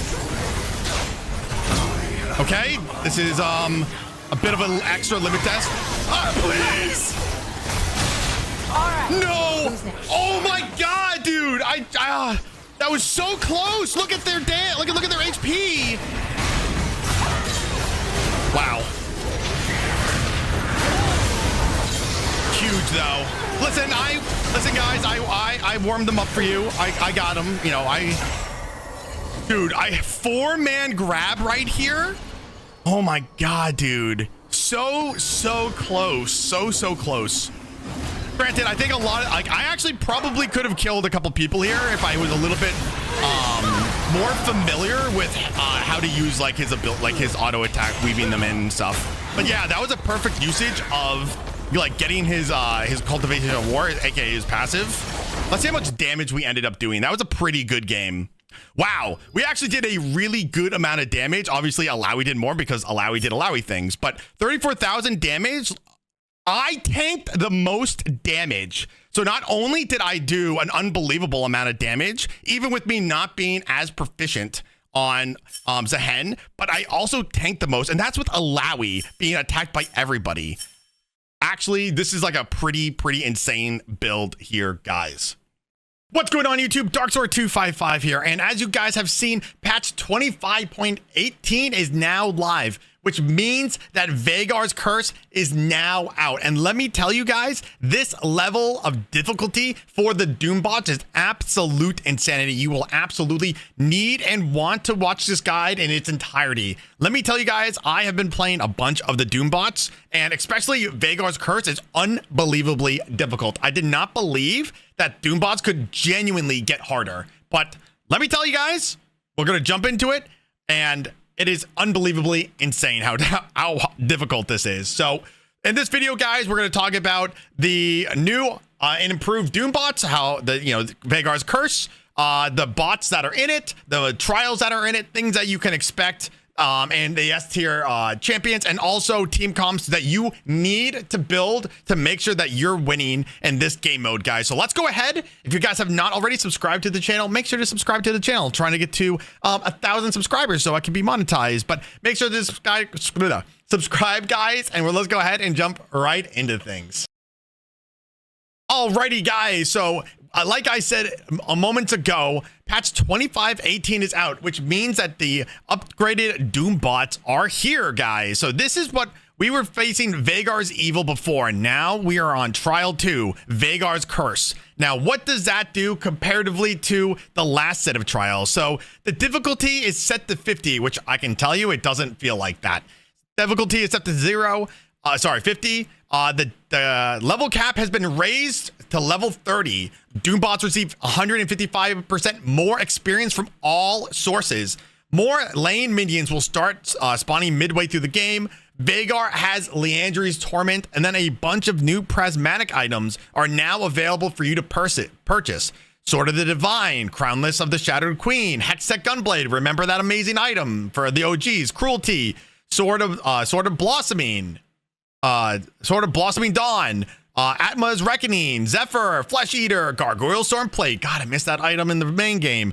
Cloak of Starry Night, and Shield of Molten Stone, as well as a new starting item, which, guys, it is a non-negotiable. You need to get this Vagar's Talisman of Ascension. If you do not get it, you are unbelievably playing at a disadvantage. So what does this item give you? The unique passive gain 100% bonus experience from all sources.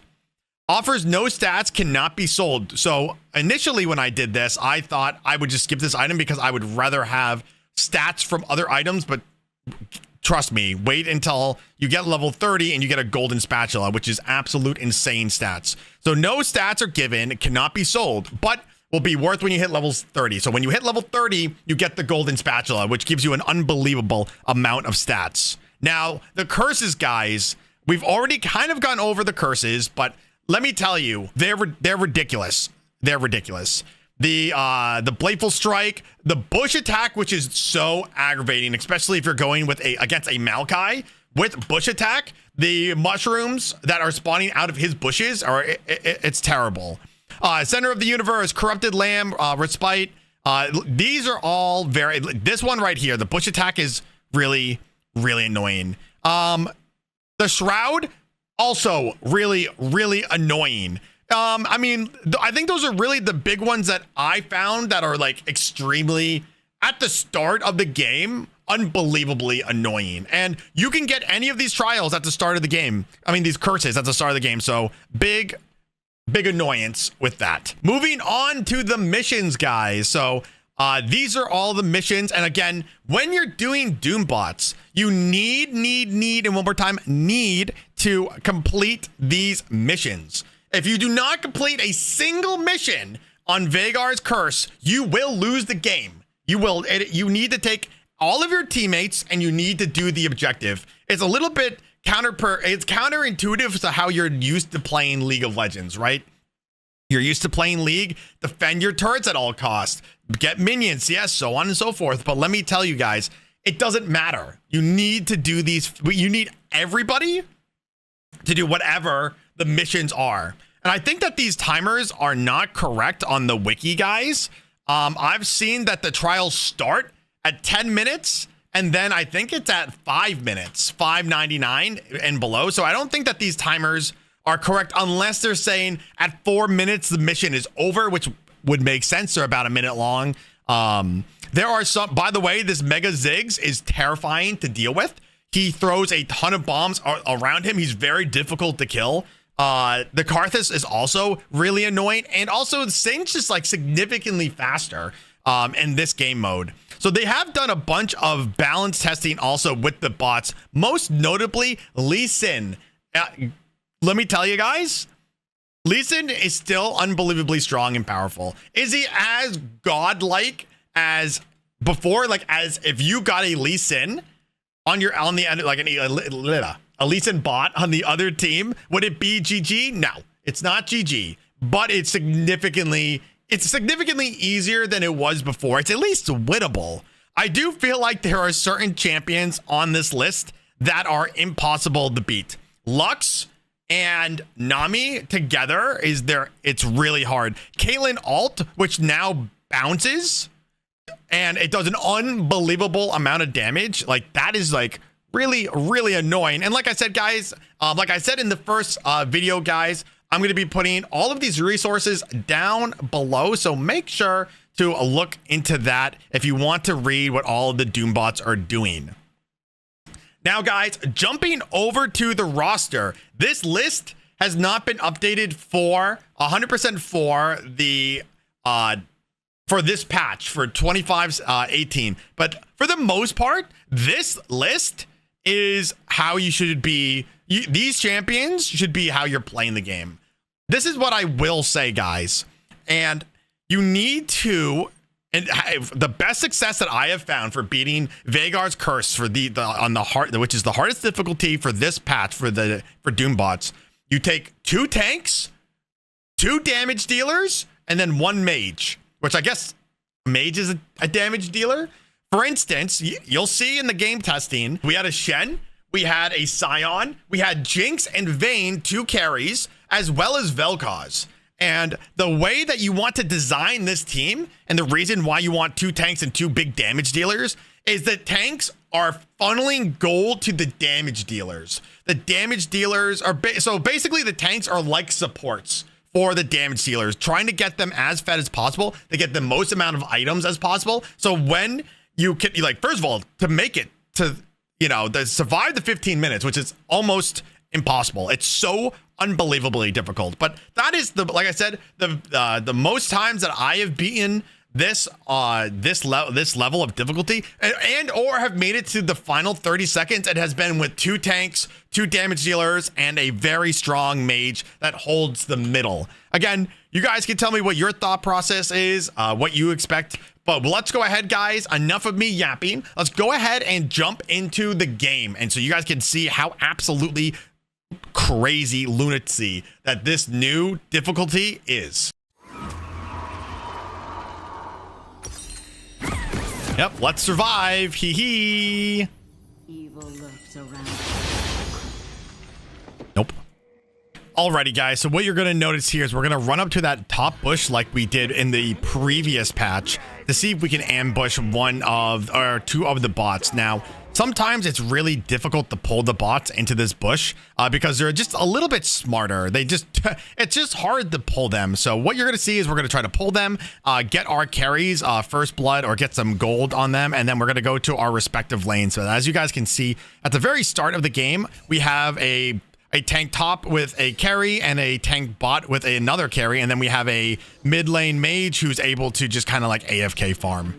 To be feared. Dude, what is this? Do they just not fall for it anymore?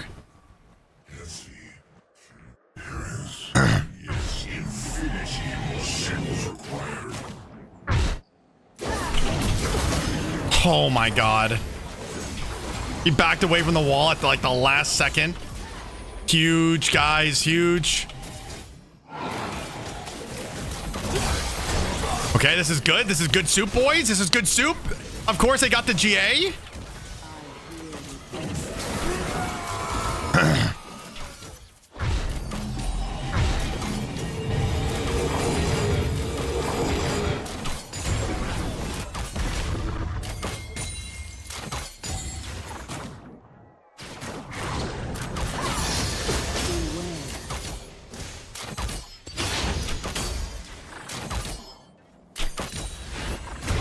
I'm on a boat.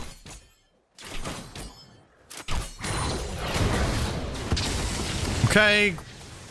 Crimson scared. Should feel me.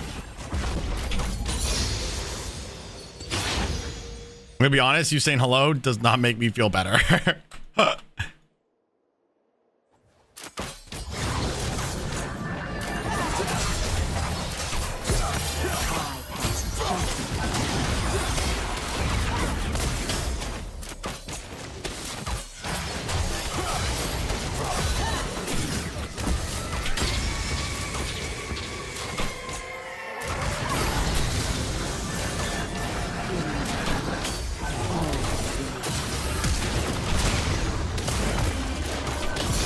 Oh, baby.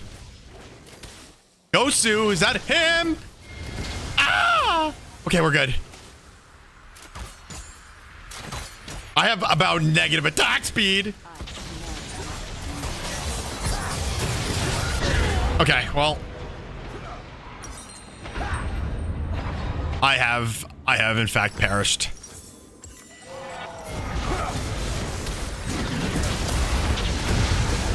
Grams.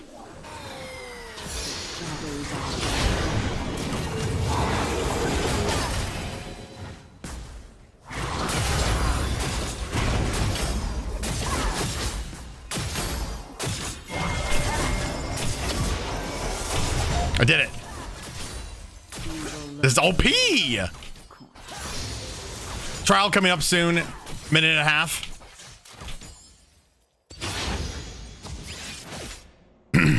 We need to kill this brand. We need to like get this brand's GA.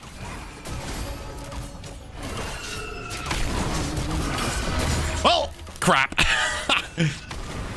Alrighty, guys, as you can see here, coming up at 11 minutes or 10:59, the first trial is going to start. Now, again, guys, you want to be holding your teleports until this moment. It's better just to run to lane than to blow your teleports, and so you don't have it to like really mass on this first trial. Now, I ended up dying like a Neanderthal, but we're able to still like really focus the objective here. But you just, again, you want to do your best to lock down your teleports, have one person run over, and then your entire team basically teleport on it, and then go ahead and focus the trial. Don't forget, guys, if you mess up one of these trials and the bots get it, it's basically GG.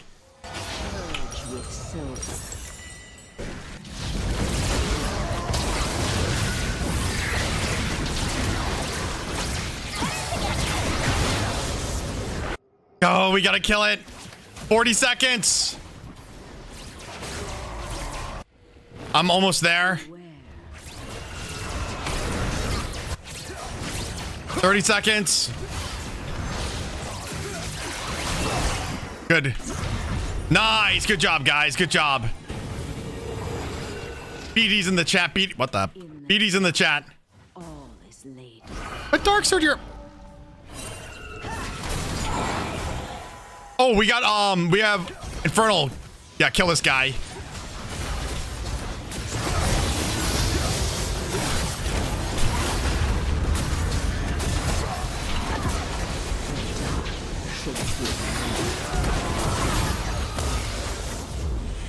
Come on, let me play.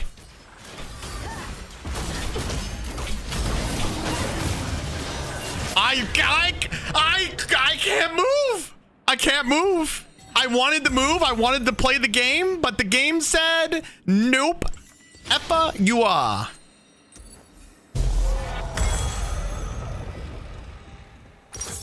Okay. Honestly, you know what? I deserve to get absolutely destroyed like that. I don't, you know? Oh my god, I almost just walked into that. Oh my god, Darksword, come on. This is my first time ever playing Vayne. Oh.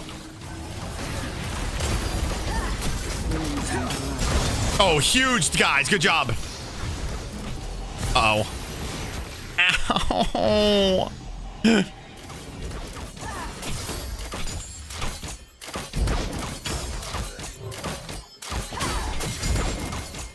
Shadows are to be feared. Prank him, John. Prank him.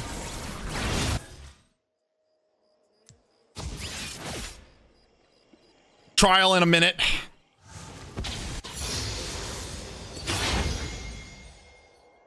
We're doing well, boys. We're doing well.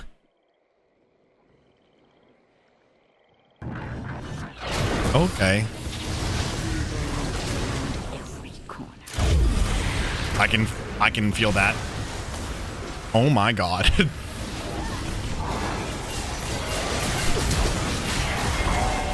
Oh my god, run! Oh my god, Gribbs, thank you for the teleport. I mean the Shen R. He still has R up? He's been sitting in his R for so long.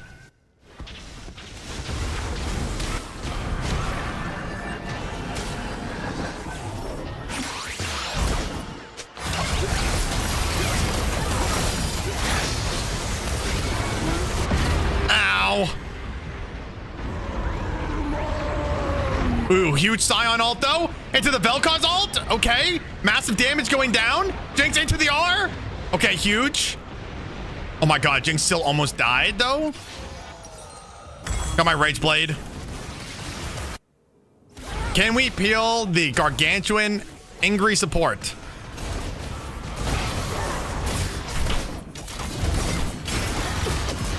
Nice. Good job, Pasta. Ow. Also, he doesn't care about the damage. Get him. Nice work. Okay, trial starts in 30 seconds. Trial 30 secs out. Okay, I'm gonna save my money so I can get Zephyr. Alrighty guys, and around the 6-minute mark, that is when the second trial is going to start. And for us, we had to kill this Ziggs. And you guys can see, I did mention it earlier in the video how crazy the Ziggs bot is. And so we all had our entire team run bot and really hard focus down the Ziggs, because the Ziggs will absolutely decimate your entire base so quickly. So again, guys, as you can see, we all grouped up. We went for the objective here and knocked it down. So you guys just need to be ready around that 6-minute mark for the second objective to spawn the second mission. And you need to, like I said, you need to really focus that objective as a team. Okay, nice.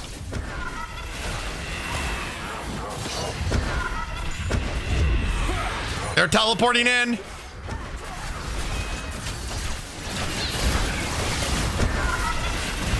I'm gonna tank it. I'm gonna tank this. Okay, never mind. Oh my god, dude, this is ridiculous. Okay, I guess I'm resetting. My apologies. Ziggs is almost dead, at least.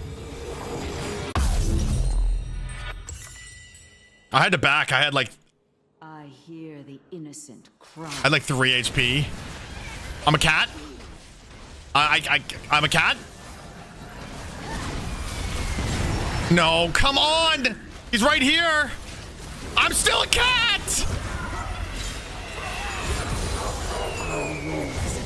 Okay, but how is he bombing when he's dead? Ow. Okay, good job, guys. Good job, by the way. Good teamwork.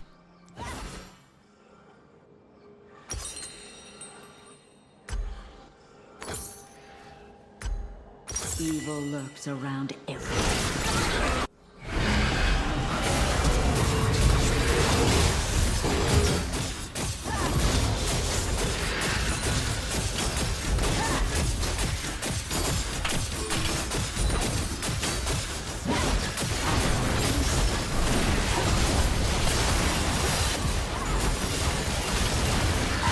Yes, okay, so they can get polymorphed.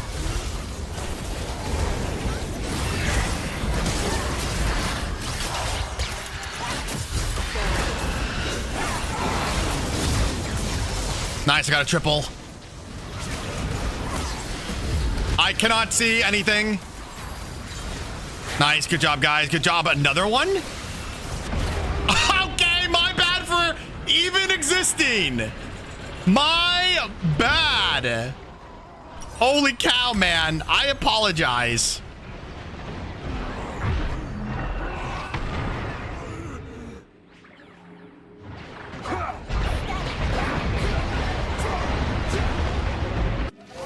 I'm coming. Go for...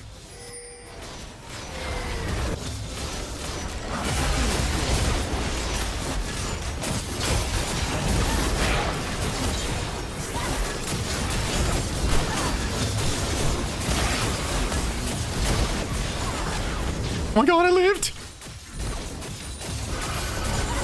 Oh my god. Yo, I think we're doing a good job. Keep focusing, Jinx.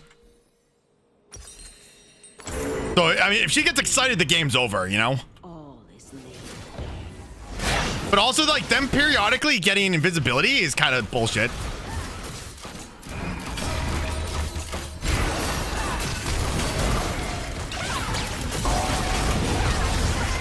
I can't move. I still cannot move.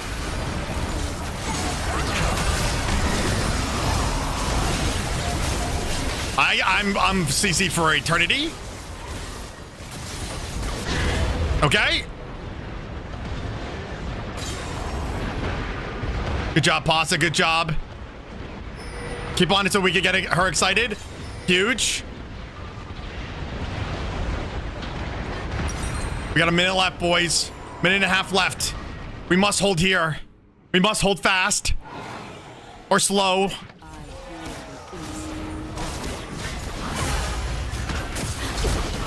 Oh my god, dude. I know I do. I cannot, I was CC'd for my entire lifespan again.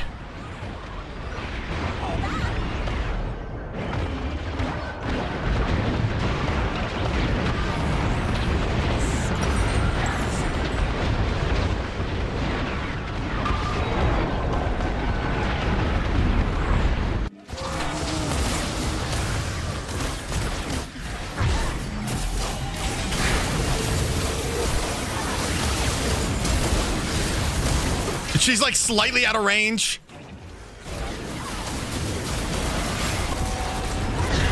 No, my God. 30 seconds.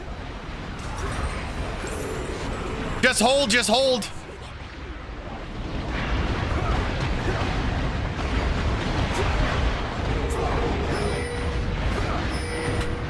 I'm up in.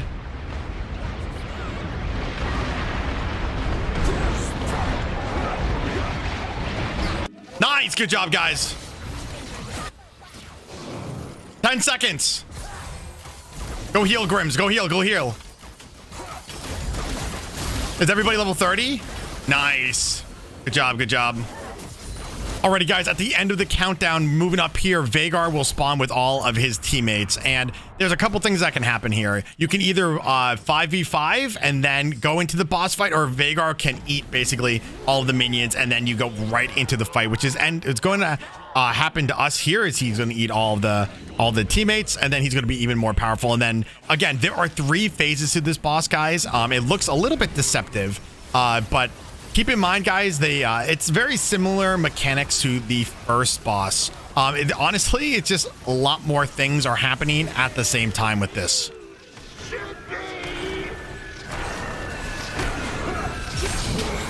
Who am I fighting? Who am I fighting?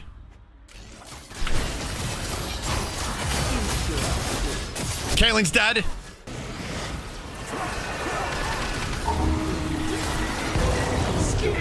That's all. It's gonna go. Okay. Good focus, guys. Good focus. Boss is halfway dead. Oh my god. Whoever just blocked all of that, like, on us, that was absolutely monumental. I think that was Pasta. Good job, Pasta. Okay, 9k HP, 8k HP left for this phase.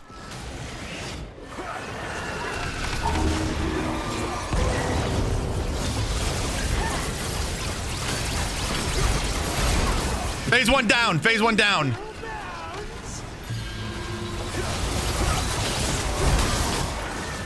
Okay, it's on me. I'm running. Back on the boss.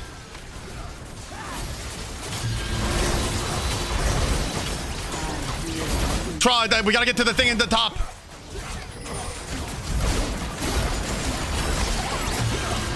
Nice, nice, nice. Portal, portal, portal. Nice. Back on the boss. Portals again, portals again.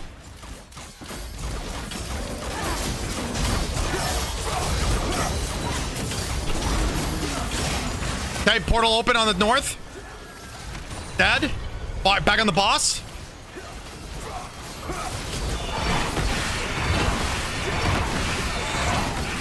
I'm ulting again. Watch out. Explosion. Tracking Vagar W on me. Okay, I didn't dodge all of them. It's still on me. What the heck?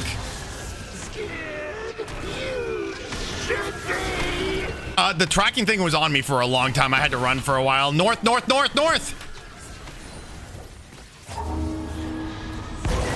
Okay, back on him, back on him. He's a third of the way dead.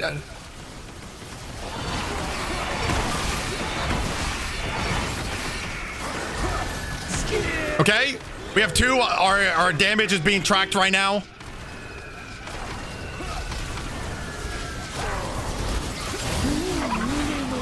Okay. Okay, I'm going for the north one. I'm going for the north one. North one down. Boss back up. Good, back on him. 5k HP left. 2k HP left. Nice. Last phase, guys. Pumpkins. Oh my god, get off me!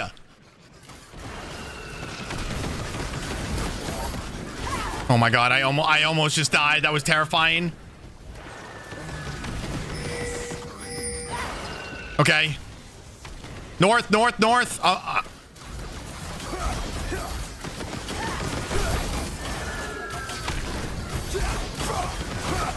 I'm dead. Dang it, dude. I wish I knew that.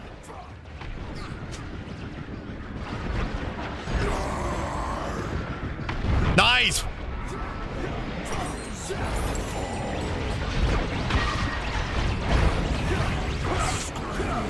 I'm up in 10 seconds. On Jinx, the tracking's on Jinx. Okay, I'm here. I'm coming in.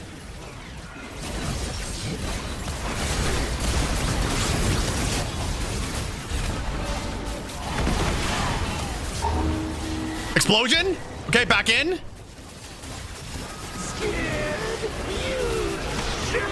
Tracking's on me, tracking's on me, tracking's on me. Back on the boss. We're about almost halfway. We're almost halfway.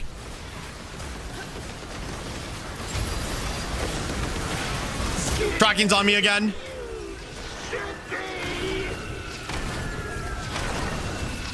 Okay. Oh!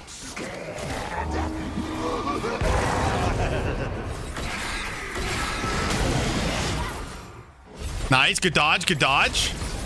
Back into ulting. 20,000 HP left on the boss, guys. Let's go.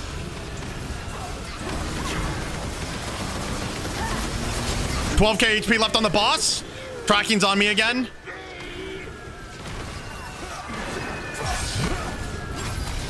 $7k.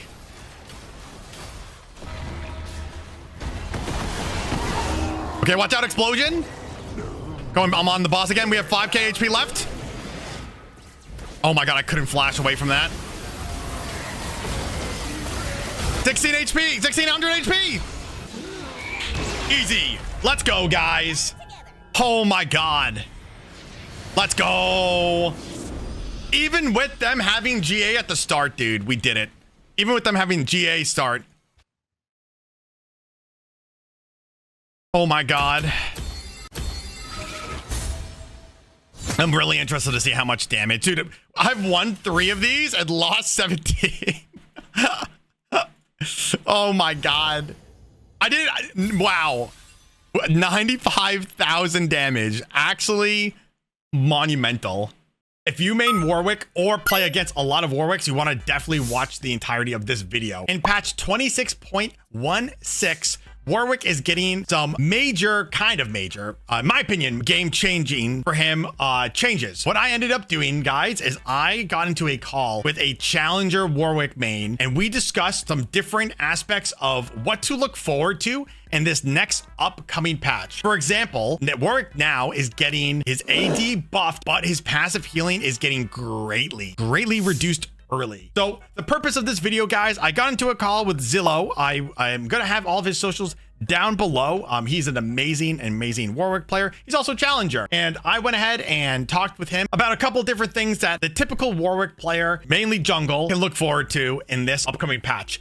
Your jungle pathing, items, counters that you'll be seeing in this upcoming patch, different items and prioritization and masteries, and as well as some final thoughts about, do we think that these changes will affect Warwick jungle positively or negatively, and do we think that top Warwick is dead? So stay tuned, guys. Alrighty, guys, we are joined by the one and only Zillow himself. What's going on, Zillow? Not much. Thanks for having me. Yeah, so to the people who don't know who you are, which, I mean, I don't know how you wouldn't, can you tell me a little bit about your background? I know that you play in EU West and you are a challenger Warwick main. I don't know if I just summed that up pretty quickly for you, but can you give me a little bit about your background? Yeah, I mean, I started playing League in season 7, so like around 8 years ago.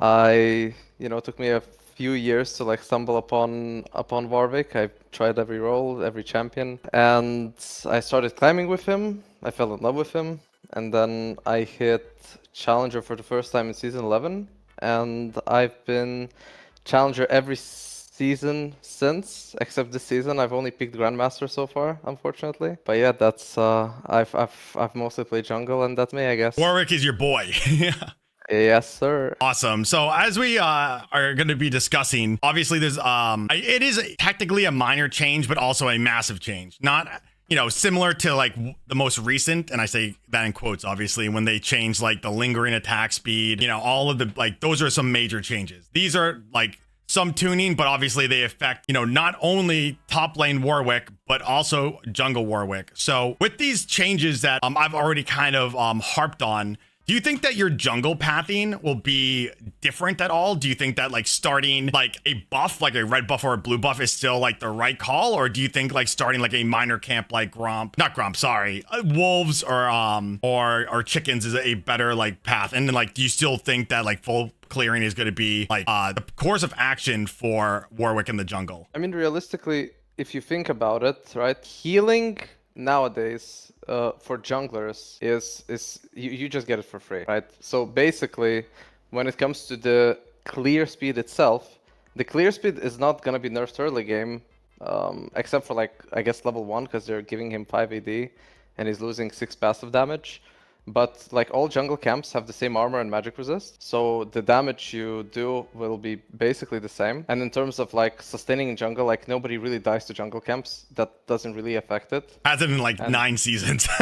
Yeah. That's been the case for a while. So like, because his nerf or adjustment, as they call it, is skewed towards him scaling. Realistically, I've already been prioritizing AFK farming as much as possible. They changed jungle, I don't know if this was like a year or two ago, I don't remember if it's season 13 or 14, but they made jungle respawn timers very low, so you're always losing something if you're ganking when your camps are up, right? Unless it's, a successful gank and the enemy jungler can't deny your camps. Because basically, you do a full clear, you do scuttle, you recall, you have a very small window to actually like do something, maybe get a gank or pressure lane, maybe defend against enemy jungler gank who hasn't reset for some reason, and then basically you go back to farming. Like, first few clears will be basically the same. I've already been doing it even when Warwick's healing was good.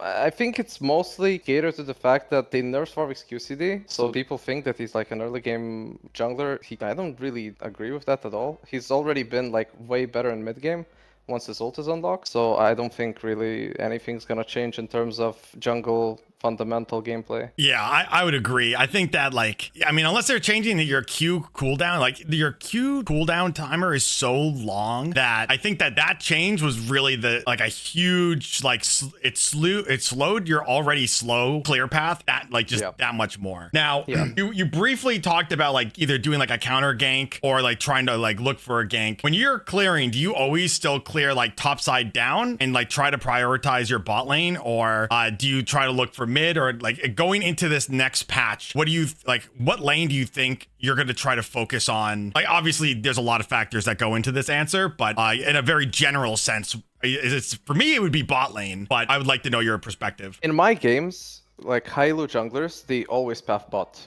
Like 95% of the time they path bot side. Now, because I think Warwick's early is genuinely shit, there are a lot of situations where I know that even if I do path bot side, I will basically say to the enemy team, you're free to either take both scuttles, or you're free to like win the 3v3 bot side. Because like imagine my team picks Yumi, enemy picks Nautilus, you know, like why would I put myself behind if I know I can't impact the lane anyway? Yeah, absolutely. I can't. The second I walk up to the bush, it's over for me. Like I'll get collapsed on and we die. So in these kind of situations, you know, pathing away from bot is useful. Another thing is that there are like variations of how you can clear, right? I personally have been doing like either Raptor or Wolf start, which is basically the 9 camp clear start, right? You do a full clear, you do scuttle, and because you don't start the buffs, your small camps are going to respawn faster.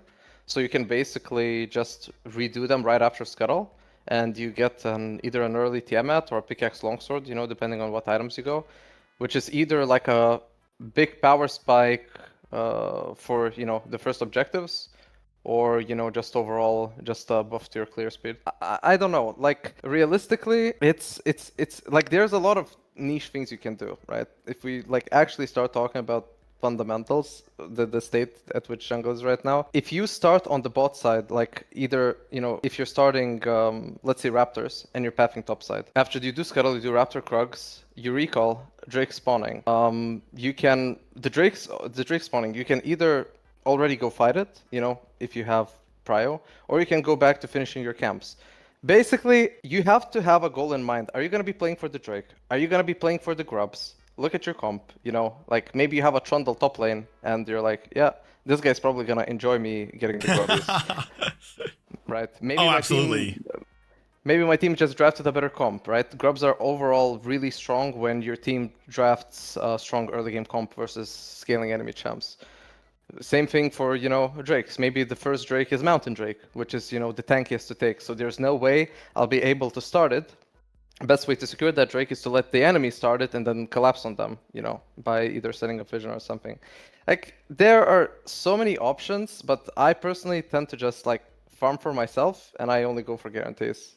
Yeah, So, I think that's some pretty good advice also, just on from not only a higher elo player, but also kind of throughout the ranks. I feel like when I get asked this question a lot is a lot of junglers, and you know, Warwick is a little bit easier to like move around the map with you know, with your W, but they don't really go into the game with a plan at all. There's no plan of action. It's like, okay, so we know that Warwick is going to be, let's just say a little bit, your sustain is not as good. So maybe prioritizing an ocean drag, like the first ocean drag, would be like beneficial for you, since like I said, we're losing that life steal also, or like chem dragon, you know, like prioritizing certain objectives that are spawning at the early part of the game to compensate for the nerf, or I guess the change. I think it's a nerf, but the change that is happening with Warwick. But like I said, I think that's really, like, a lot of people do not think about that. Do you think that there are any, like, dragons are really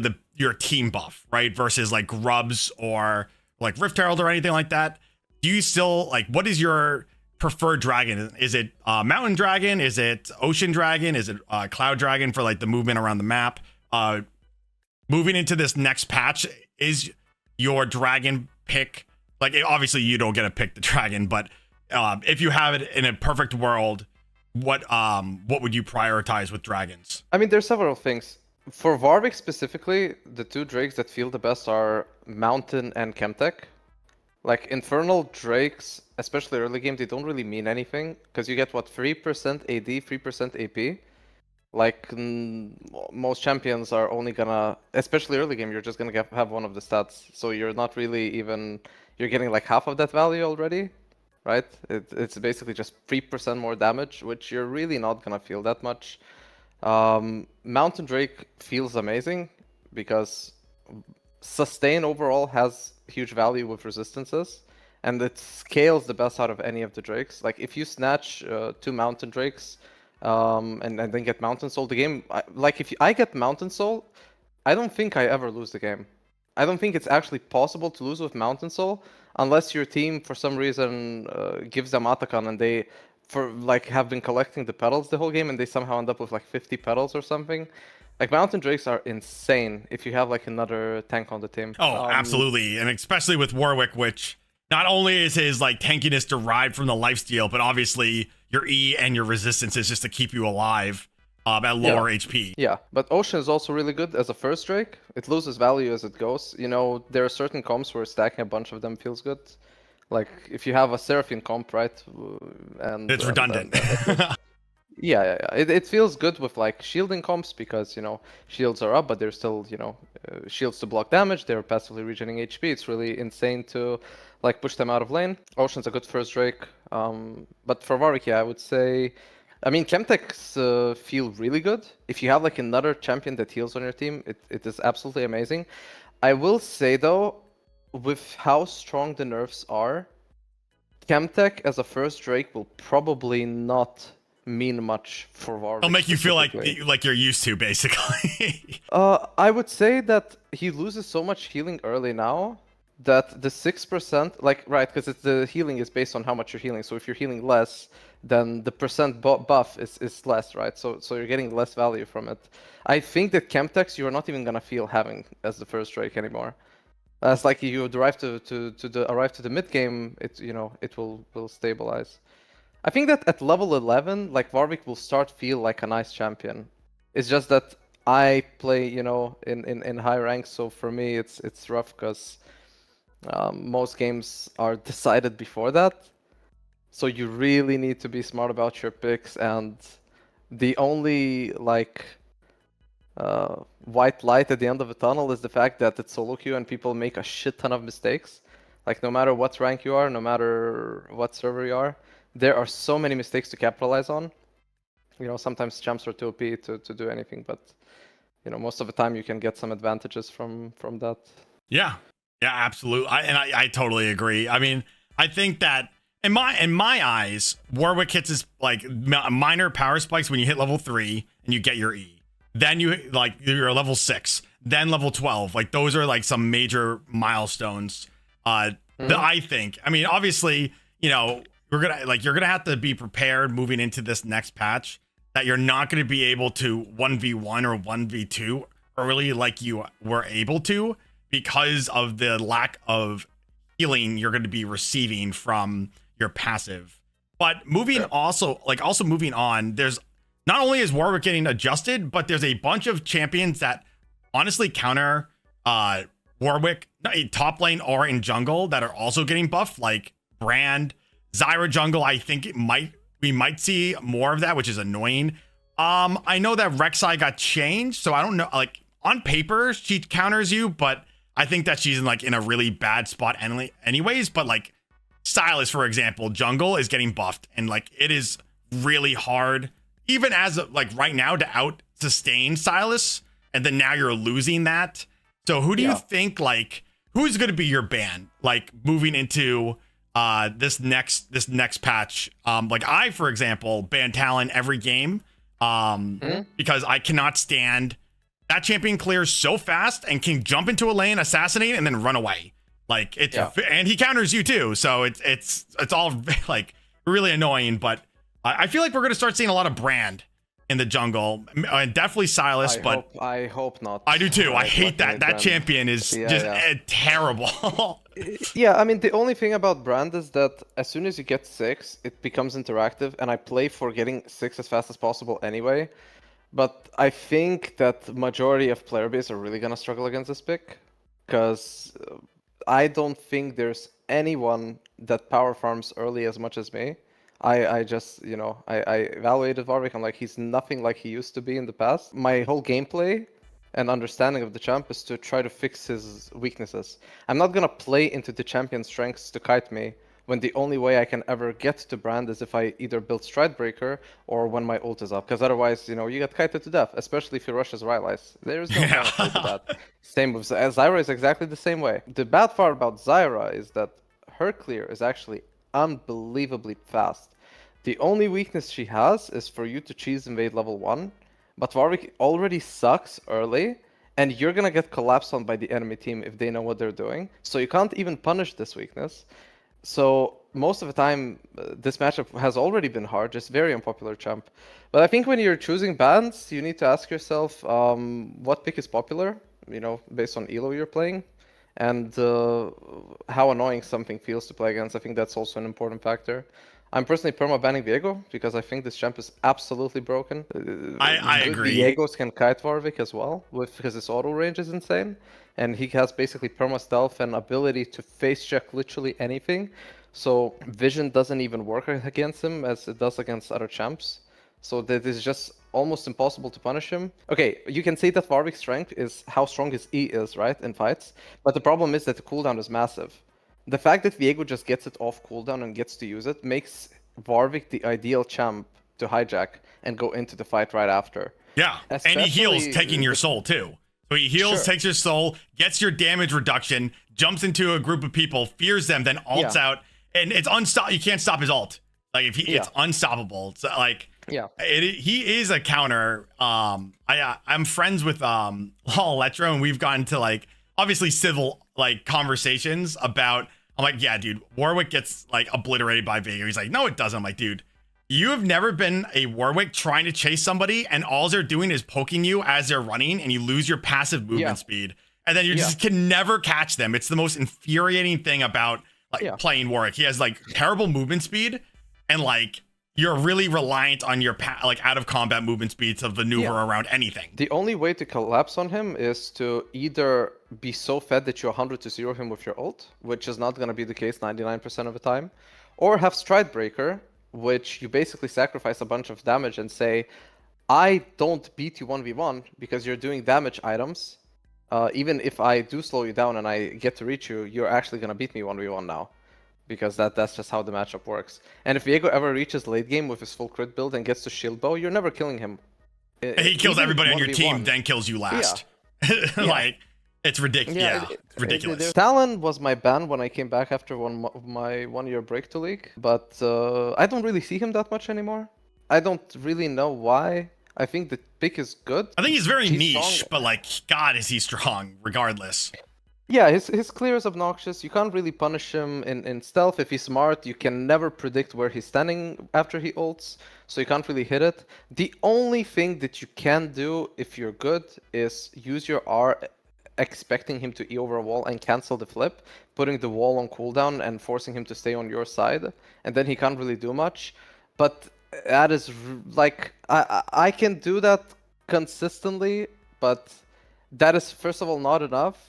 And even if it was enough, I think that like this is not something that most people have experience with, because you don't play against Talon, 200 games in a row. Yeah. And then like it's like, oh yeah, I know how to deal with him.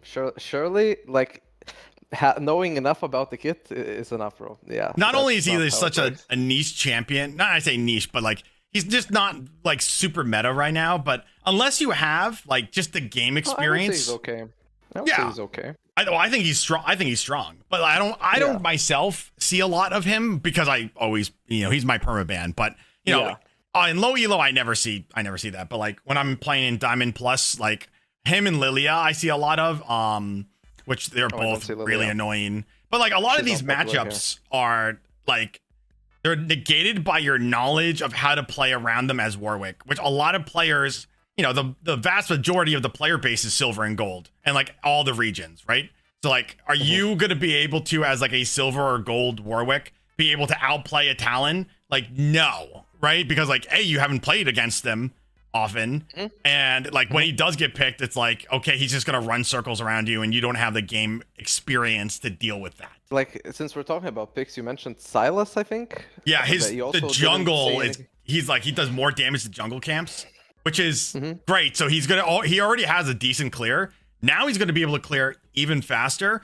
And you know, Silas I think can out lifesteal you even with your We'll learn ult. the game now 100%. Yeah, so like and he's already so oppressive, right? He can 2v1 early, he can hook you, he normally gets ult before you, you know, depending on how good at farming you are. But like it's just gonna be like I feel like we're gonna see a lot more of him as well, but like I don't know how to deal with that really if we see a lot more of him in the jungle. I think we will. I think we will.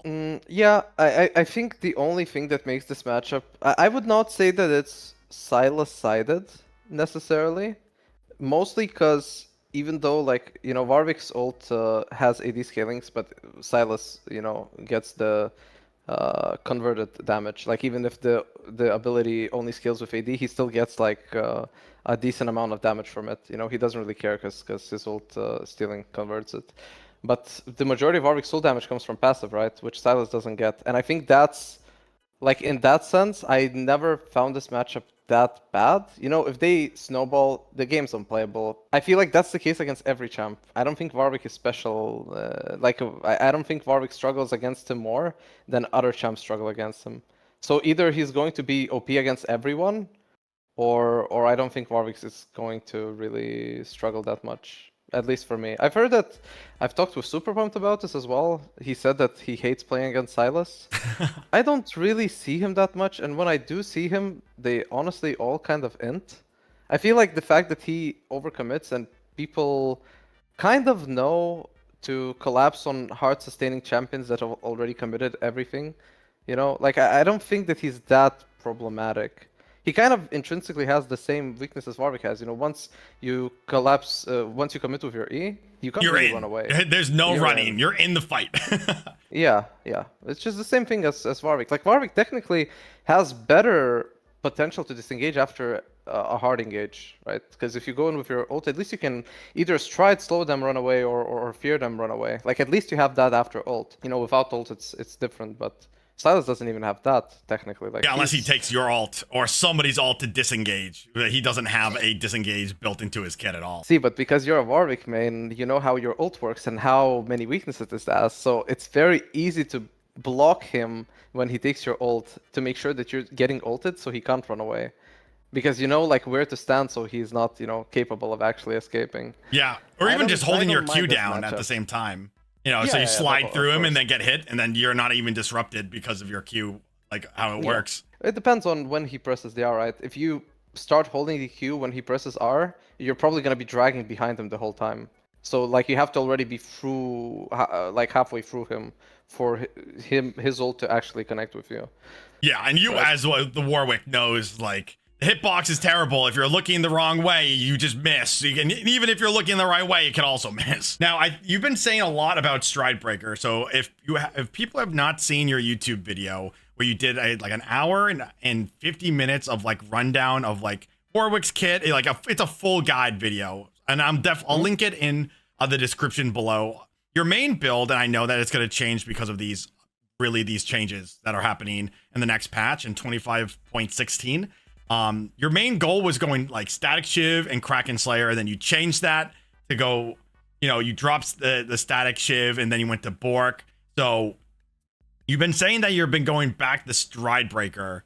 I personally do not like the item, but I'd like to hear like what your perspective is on like a full, and again, I know that like I don't build the same build every game, but for the generic Warwick going into this, what do you think is going to be like the best build for like a very generic like in game, and then like the best masteries? Because I know you've also changed your mind a little bit about going either lethal tempo or press the attack and then press the attack back to lethal tempo. I mean, it all comes down to just playing a bunch of games with every build and, you know, learning what the weaknesses of each are. There isn't a single item right now after like the item nerf patch. I think that made Warwick like not be able to carry anymore because Warwick's insanely item dependent. When they nerfed all the items, because Warwick's base kit hasn't been strong for a while. Yeah. Like the sustain is huge, right? Top lane, it's hard to kill, but it's nothing like it used to be. because his damage got nerfed, which was honestly I was scared that they were gonna go this route, and they did, because like I would much rather they nerfed the healing and didn't nerf the damage, because at least that way you can have some agency for potentially one-shotting squishies. So you gotta ask yourself going into the game, how confident am I that if I go an aggressive build, I am going to not even necessarily snowball the game, but I am going to be able to one-shot one target and not die. Because if you trade a 1-for-1, maybe that's worth late game, if you're playing against... Yeah, you kill the carry or something, and then it's negated. Yeah, but the majority of the time, late game, like nowadays, the meta is revolved around like every single champion has to somewhat scale into the late game, or they're not good. Because the second you pick a champion that's only good early game and it does nothing late game, people just don't fight you. They wait out a little bit, and then you get to free scale. And this applies to every rank. This is not only a high elo specific thing. If you're only trading a 1-for-1, you're probably not going to consistently climb. You want to be able to one-shot a target and live, or at least after killing them, be able to tank so much damage that your team can respond and clean up. Right? You engage, you one-tap somebody, ult, auto, Q auto, whatever the items you go, whatever the combo is. They get one shot, and then you use your remaining part of your E to damage reduce, and hopefully your team follows up in time. Maybe you live, maybe you don't. Maybe you are building death stance, like on my aggressive build, so you're getting a reset, so you're cleansing a bunch of damage. But if you're not getting that one kill, if you either reach an elo where you can't get that kill, or the state of items is where you can't get that kill, you need to ask yourself, why am I even building damage items at that point? Like, if I'm not gonna 100-0 with this guy, I'm a bruiser that just fully committed, right? Warwick's not a tank. He cannot tank as much as somebody like a Scion, like an Ornn, like a Maokai, like a Nautilus. He does not do that. He cannot survive nearly as much. You're not really picking Warwick just for frontlining. He can do front to back. He can go in and tank for a little bit, disengage and re-engage. But at that point, you just need utility. Your ult is a hard CC, your E is a hard CC. Stridebreaker, if you build it, the reason I'm building Stridebreaker all of these games lately is because the higher rank you go, the more unplayable Warwick feels. People know how to kite him and gap him a lot more significantly than in lower elo, where they just kind of run away, versus like an Ashe that's like running, kiting you and shooting you, Sivir, like really anybody, right? Like a mage is shooting you and you're just like, all right, dude, like I'm never catching you. So you're transitioning to more of an anti-mobility build versus doing the raw damage. Yeah, I'm just basically saying, because when you're building an item like Bork first, you're basically saying, when I have my ult, I can probably one-shot one target, or, when I don't have my ult, I'm not fighting because there is no way for me to actually gap close. I don't have a gap close ability. If enemies are good, they're going to kite me, I will get absolutely no value from it. So it incentivizes this AFK farming playstyle and only playing around your ult. But unfortunately, solo queue does not work like that, and if you only do that, you're going to struggle. And that's what's been happening to me. Like, one day, I'm going on a winning streak because I'm getting, my team isn't inting that much. But then the second your team is struggling against, enemy laners, you can't help them. You simply cannot help them because you cannot do anything about it. So I would rather do less damage, and every build has weaknesses. Static Shift as a first item feels amazing. There is no better first item, for that gold cost. It's insanely good damage because early game, champs don't have a lot of resistances and health. So the flat damage that Static Shift gives is really good. The movement speed feels great. The clear speed is amazing. I don't think there's a single item in the game that gives as good of a clear speed as Static Shift does. Stridebreaker doesn't even come close, and I think it even outperforms Bork overall, unless you ignore Raptors. Like, if we're ignoring Raptors, Bork can probably go on par, simply because of neutral objectives like Drakes and Grubs. You probably do a little bit more because those those objectives have a lot of HP. But for taking your own jungle, Static Shift is great. But it falls off like a truck. Kraken Slayer requires you to play lethal tempo, right? Because you want to get multiple proc. But the problem is, the squishier the build, the less value lethal tempo has, because you're not alive long enough to actually utilize it. So then you're forced to go PTA, but if you're going PTA, you shouldn't go Kraken Slayer. right? So it's this awkward like situation that I'm either going squishy build with PTA and I'm just like a glass cannon and hopefully I one-shot one target, or you're like, I'm gonna play for utility, and this allows me to actually take lethal tempo because I'm gonna live longer. Because if I don't take lethal tempo, I'm not gonna do any damage with press the attack and going stride breaker, right? So all of these things you learn just from playing a shit ton of games, and I think you just need to play a bunch of stuff. Think about your own playstyle, the way you understand the champ. Other people will view it differently. There's like a high elo Warwick jungle player right now on EU as well that's going like Titanic Hydra Sterix Gauge. I personally think Sterix Gauge second is Troll, and I really don't like how little damage Titanic gives on like the primary target. It's so expensive. A lot. And yeah, I mean, just like any Tiamat item, I think Profane's the only one that gives like that costs 3,200. Maybe. Sure. I know that they all, from just off the top of my head, is 3,300 for any of the. Like, yeah. That's a huge reason why I don't like any of the the Tiamat items, because the items, the stats that they give you are really kind of shit. And like the only reason you're building them, like you're building a Tiamat item, is for the active ability of the Tiamat like item. So it's like, do I want to go Bork, which just slightly got buffed, and it honestly feels good. Like I've been running like Bork and Kraken Slayer just for the damage and the sustain, and then I can clear like the jungle like really quick, almost probably a little bit faster with that build than if I went like Tiamat, like a Tiamat item. But like it's like Bork, for example, is so expensive, right? So like you have to choose which like item path you want to go. So do you think that like moving into this next patch, I feel like if you're like either a general Warwick player, an amateur, or like a lower elo, I think that maybe going Stride Breaker as your first item is probably what you want to do every game until you can build that fundamental about, hey, I know Warwick's abilities, his capabilities. I know that I can like run into 3 people at this point, and like this is how I can play. And then once you become more familiar with the champion, then you can go like with a Bork first, a Static Shiv first. Kind of tell if you could like, let's just say low elo to like, I would say when I say mid elo, like mid elo is like Diamond, right? To low Masters, and then high elo is like, like the upper escalon of Masters to Challenger. I think Masters is like high elo for sure. Like Diamond is, I would say, entry to high elo. I mean, it's just to me, obviously Diamond is low elo, but this I think for majority the way they think is like Masters and above is high elo. Low elo is what, like Iron to Silver, no, Iron to Gold maybe, and then Platinum to like Diamond is like mid elo probably. Yeah, what Riot says, it's Emerald to Iron. Sorry, Emerald to Emerald down is technically considered like low elo, and then Diamond up is considered high elo. But I think that you are correct that there's a middle ground, right? Of where everything is. It can't just be like that black and white. Like there's a low elo, which I think personally is platinum and under.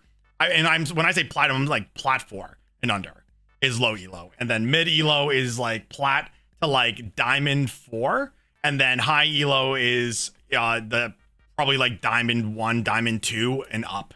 Again, that's my perspective. I mean, obviously, people will disagree, and everybody does disagree. But again, do you think that for like a lower elo player, it's better to prioritize, I say in quotes, tankiness, right? Obviously, Warwick's tankiness is derived from his lifesteal and your E. It's not, and obviously the items that you're building, right? Do you think that it's better for like a lower elo player to build like those high resistance builds versus like a tanky, like damagey build that like the higher elo players are going, or what are your thoughts on that? When you're low elo, your goal should not be initially to climb, let's say, right? Like obviously you're gonna try to win games, but staying alive can be really useful for just learning the mechanics. If you're going a glass cannon build as an Iron player and you live for 5 seconds into the fight, I highly doubt you're actually taking any learning experience from that. So like tanky builds are probably way better for learning champions overall. Another thing is that whenever I played like lower ranks, it feels like that you're playing a different champion, because people will generally come and fight you, and you're like, I don't know why you're doing that, because this is actually like, I can actually play the game now, like my champion doesn't suck, right? So in these kind of situations, you know, any on-hit item just feels good. Like utility, like Stridebreaker, basically has not a lot of value in I would say gold and below.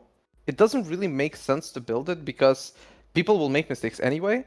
And even if you slow the targets, it's not like your team will play around you. They don't know what they're doing either, right? Yeah, Like, absolutely. They don't know what they're doing. So utility loses value, and raw stats are usually way better. So it would make sense to go something like Bork and Titanic Hydra, especially I don't think lower elo players probably are very good at utilizing lingering attack speed. That change did make like. It's weird because they introduced that change to help with his clear speed, but then they nerfed everything else that made the clear speed overall worse. And then nerfed the lingering damage, the lingering like time to walk from camp to camp. Yeah, I mean you basically there's a mechanic that was introduced to help his clear speed, and now his overall clear speed is worse than it used to be in the past, whilst also losing base stats. And it's not like unless you go lethal tempo and a very damage heavy build, it's not like the lingering is actually you're gonna get a lot of value. Like if you're getting Titanic Hydra and if you're building Titanic Hydra and you kill a target and you get like 1 second of like extra attack speed against a new target, like those Titanic is weird because the main damage comes onto the cleave targets, not the main target. And usually when you're ulting somebody or you're using either Titanic resets, like usually you're focusing the target that you want to die, right? Unless you're like specifically frontlining, which is not going to be majority of the time, like you're usually focusing who you want to kill, right? Like either somebody who has the least HP, somebody who's out of position, somebody who's closest to your team for you to kill. But that's why I don't like Titanic in high ranks. Well, low ranks, it can definitely, any on-hit item just probably feels good. Anything that makes clearing easy for them. So items like Bork are really good. Titanic is really good. Probably I would just go these 2 items, honestly. Do you think that we're gonna see like a resurgence? So like we're talking about like these tanky builds like Bork. I think Bork and Titanic is a you're edging towards a tanky build versus going with Stridebreaker, you're a squishier, and so on. Do you think that they're gonna be, we're gonna see like a resurgence in like Iceborne Gauntlet, like instead of first item Bork, second item Iceborne Gauntlet, and then Hex Plate, experimental Hex Tech Plate. Oh my god, I'm saying it wrong. Is getting buffed as well. Do you think that like going Bork then Hex Plate would be like a good build path, or building it third, or what do you think about like these other like items that make Warwick a little bit tankier? What elo are we talking about right now? I'm saying probably like low to mid elo, because especially like if you're going Iceborne and you're going Titanic as well, then you're gonna be able, you're getting the Stridebreaker effect with, but you're getting more resistances with the Iceborne. And I feel like if you're in higher elo, you're either doing one or the other. Like if, for example, like I would rather do like a Bork into an Iceborne into like another like on-hit item, instead of I personally really do not like Stridebreaker. So like any way that I can avoid me personally building Stridebreaker, I try to do. Yeah, I mean it may, I understand why you don't like it, but if you start like okay, like Bork obviously out DPS a Stridebreaker by a long shot. It's not even close, right? That's not even debatable. The question you need to ask yourself, can you apply this damage? Low elo? Probably yes. So obviously, Bork Rush is probably really good. The weakness of Bork is that it's, if you don't know what you're doing, it's kind of squishy unless you keep autoing. And with the passive nerfs, it's probably going to be... even less healing. It will be the only way to actually feel like you heal on this champion early game. But at the same time, it's like, do you really want to play towards your passive early game when it's gonna be so shit? Like, I don't know if you tested it, but level 1, it takes like 30 auto attacks to heal from low HP to mid HP. It is legitimately impossible. Like, if the healing is gonna be that bad, I don't know if you can afford to view the champ the same way as you did before. Like, his biggest strength is now gonna be a weakness early, and going to become more manageable as the game progresses. So playing towards that like Warwick fantasy that I'm gonna be this unkillable one-shotting Demon King, and it doesn't really way exist. Harder. Not anymore. Not in the early, the mid game. Like maybe like the end game. But Yeah, like mid to late, I would say. yeah, because like your early game and what I personally like to do is, I like to fight early if I can because of how much sustain you have early with your E, and then also being low HP. Like you just heal so much. But now it's like I'm gonna have to personally play and get used to like not having that level of life steal, like going into like these like really early fights. Mhm. But yeah, no, I'm not looking forward to it whatsoever. Do you think that there's any items that, for example, and then we'll move on to like the next topic here. Do you think that there are any items that you're going to be picking that you haven't really been like picking? Kind of like for example, like you and I both like going on hit builds, and like mainly focusing around his damage and then so on and so forth. Like now you tried building Black Cleaver, which I mean I haven't built that item in forever. Like maybe Triforce, maybe like obviously Sterix Gauge. Are there like any particular like sets of items that you're gonna be like, oh, maybe I should actually start building this? Yeah, I can give like a quick rundown on what I think on the like changes for Warwick's, base AD and things like this, right? Because that's also a factor. Hexblade I think has insane potential. I think this item is already like what is the English term?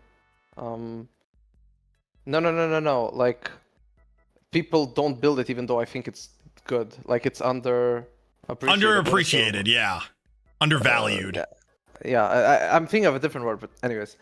Hexblade is going to give like 20% base plus 50% after you ult.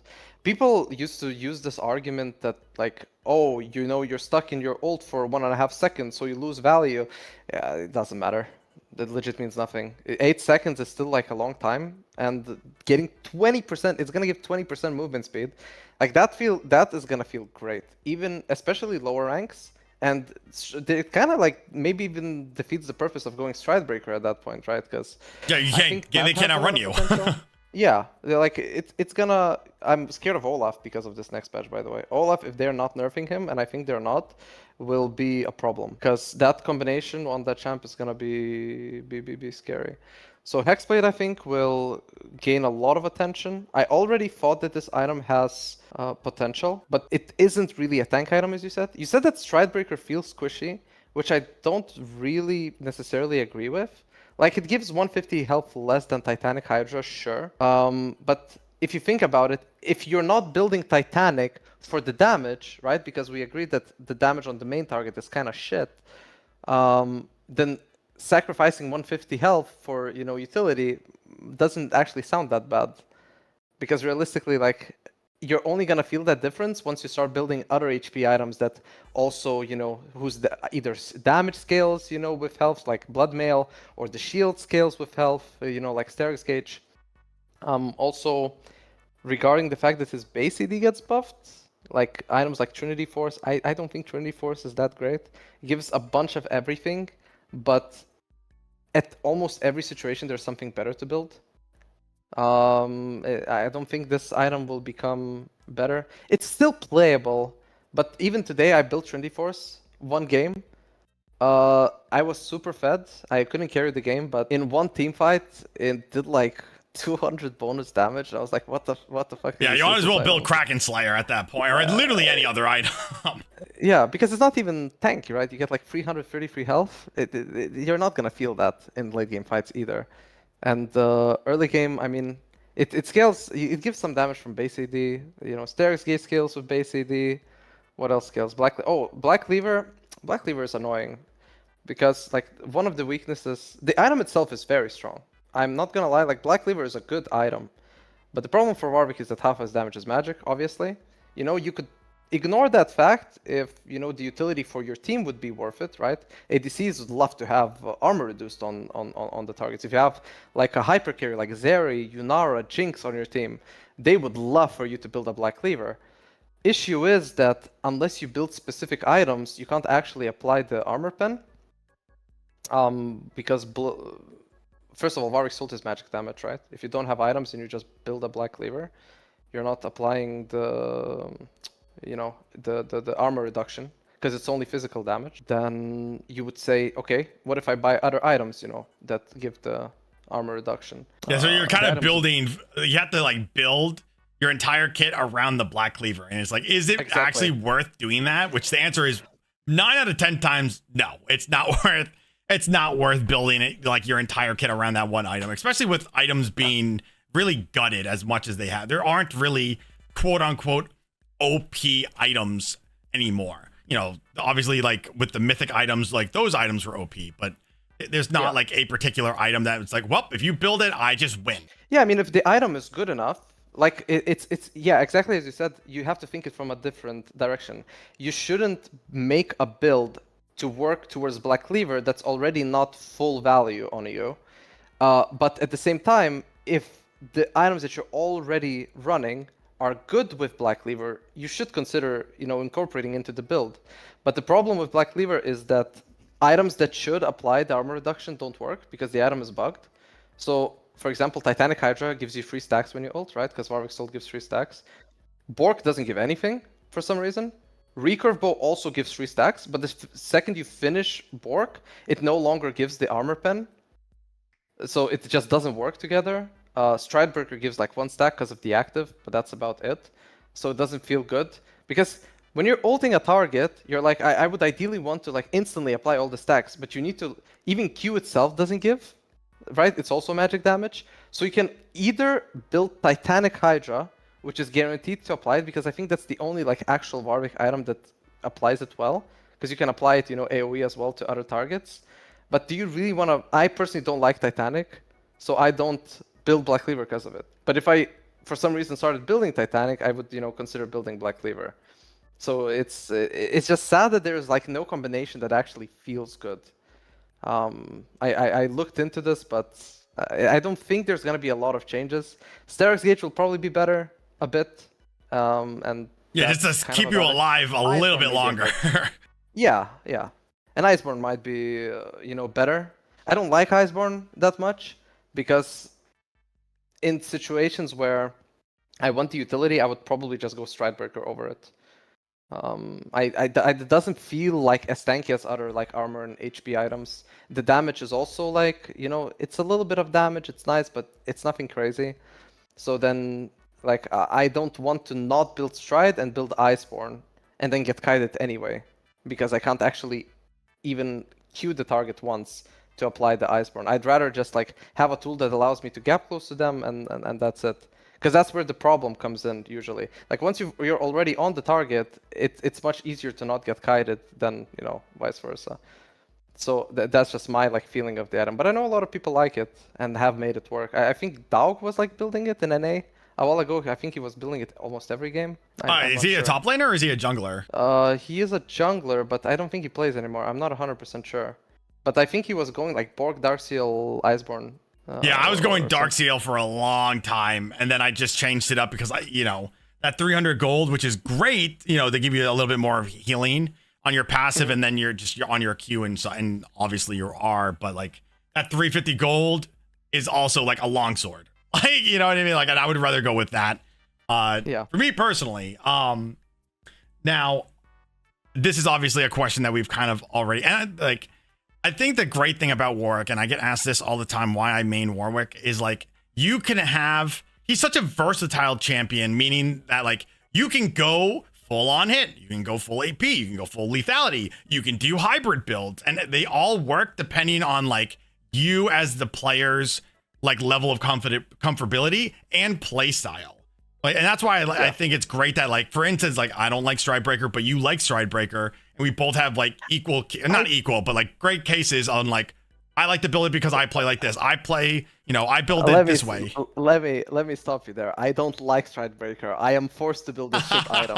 That is how I feel. Nothing about this item feels satisfying. It's terrible. It allows me to play the game. It allows me to play the game because I generally cannot do anything without my ult. I don't think this item, the active on the item is amazing, but the only way. But that's it though. The stats are terrible. Yeah, you need to either, I think Hexplate might make Stridebreaker a little bit more manageable, because then you're basically saying, my damage doesn't come from items, my damage will come from the 70%, okay, it will come from the attack speed from Hexplate and lethal tempo, but not like from the items itself. Like lethal tempo basically says, I will fix this shit item for you. Because you're living that long that you can actually, you know, apply the damage. Lethal Tempo is a lifesaver for like tanky builds. But you know, it's not as good as it used to be either, so. Did you end up changing the cut down? Oh no, oh, runes, that's a good question, by the way. Runes, what do you think about Last Stand? I love Last Stand. I love it. I always run Last Stand. I was running also Bloodline. But God, does it feel bad not having a lack? It feels so bad. Yeah, I agree. I think Last Stand, by the way, is gonna be dead next patch. I don't think this will make a lot of sense to take Last Stand anymore. Because if you actually look at damage dealt after game, I experimented with all of them. Last Stand is always the least amount of damage, but you don't really take Last Stand. Like, it has theoretically the highest chance of doing the most damage, right? Because it goes up to 11%. Versus like Ku and cut down 8%. But the problem is when you're low HP, majority of the fighting doesn't happen when Warwick is 1 HP. Like, that's not usually how games go. I don't know if that's the case for low elo. I really can't tell. But in higher ranks, if you're low HP, you better run because they will one-shot you. Like, there are situations where you can outplay, but majority of the time, you know, if you're in a team fight, you can't really fight on low HP. You're gonna get executed instantly by literally anyone. Yeah, you get CC'd at all and you're done. Yeah, like you can't actually apply value. Cut down is nice for like 100 to zeroing a target, you know, like helping if you're playing less damage heavy builds and somebody's full HP, you know, and you get a pick with your team, you know, cut down can have value, but the damage it does has always felt very underwhelming because you don't really want to fight full HP targets very often.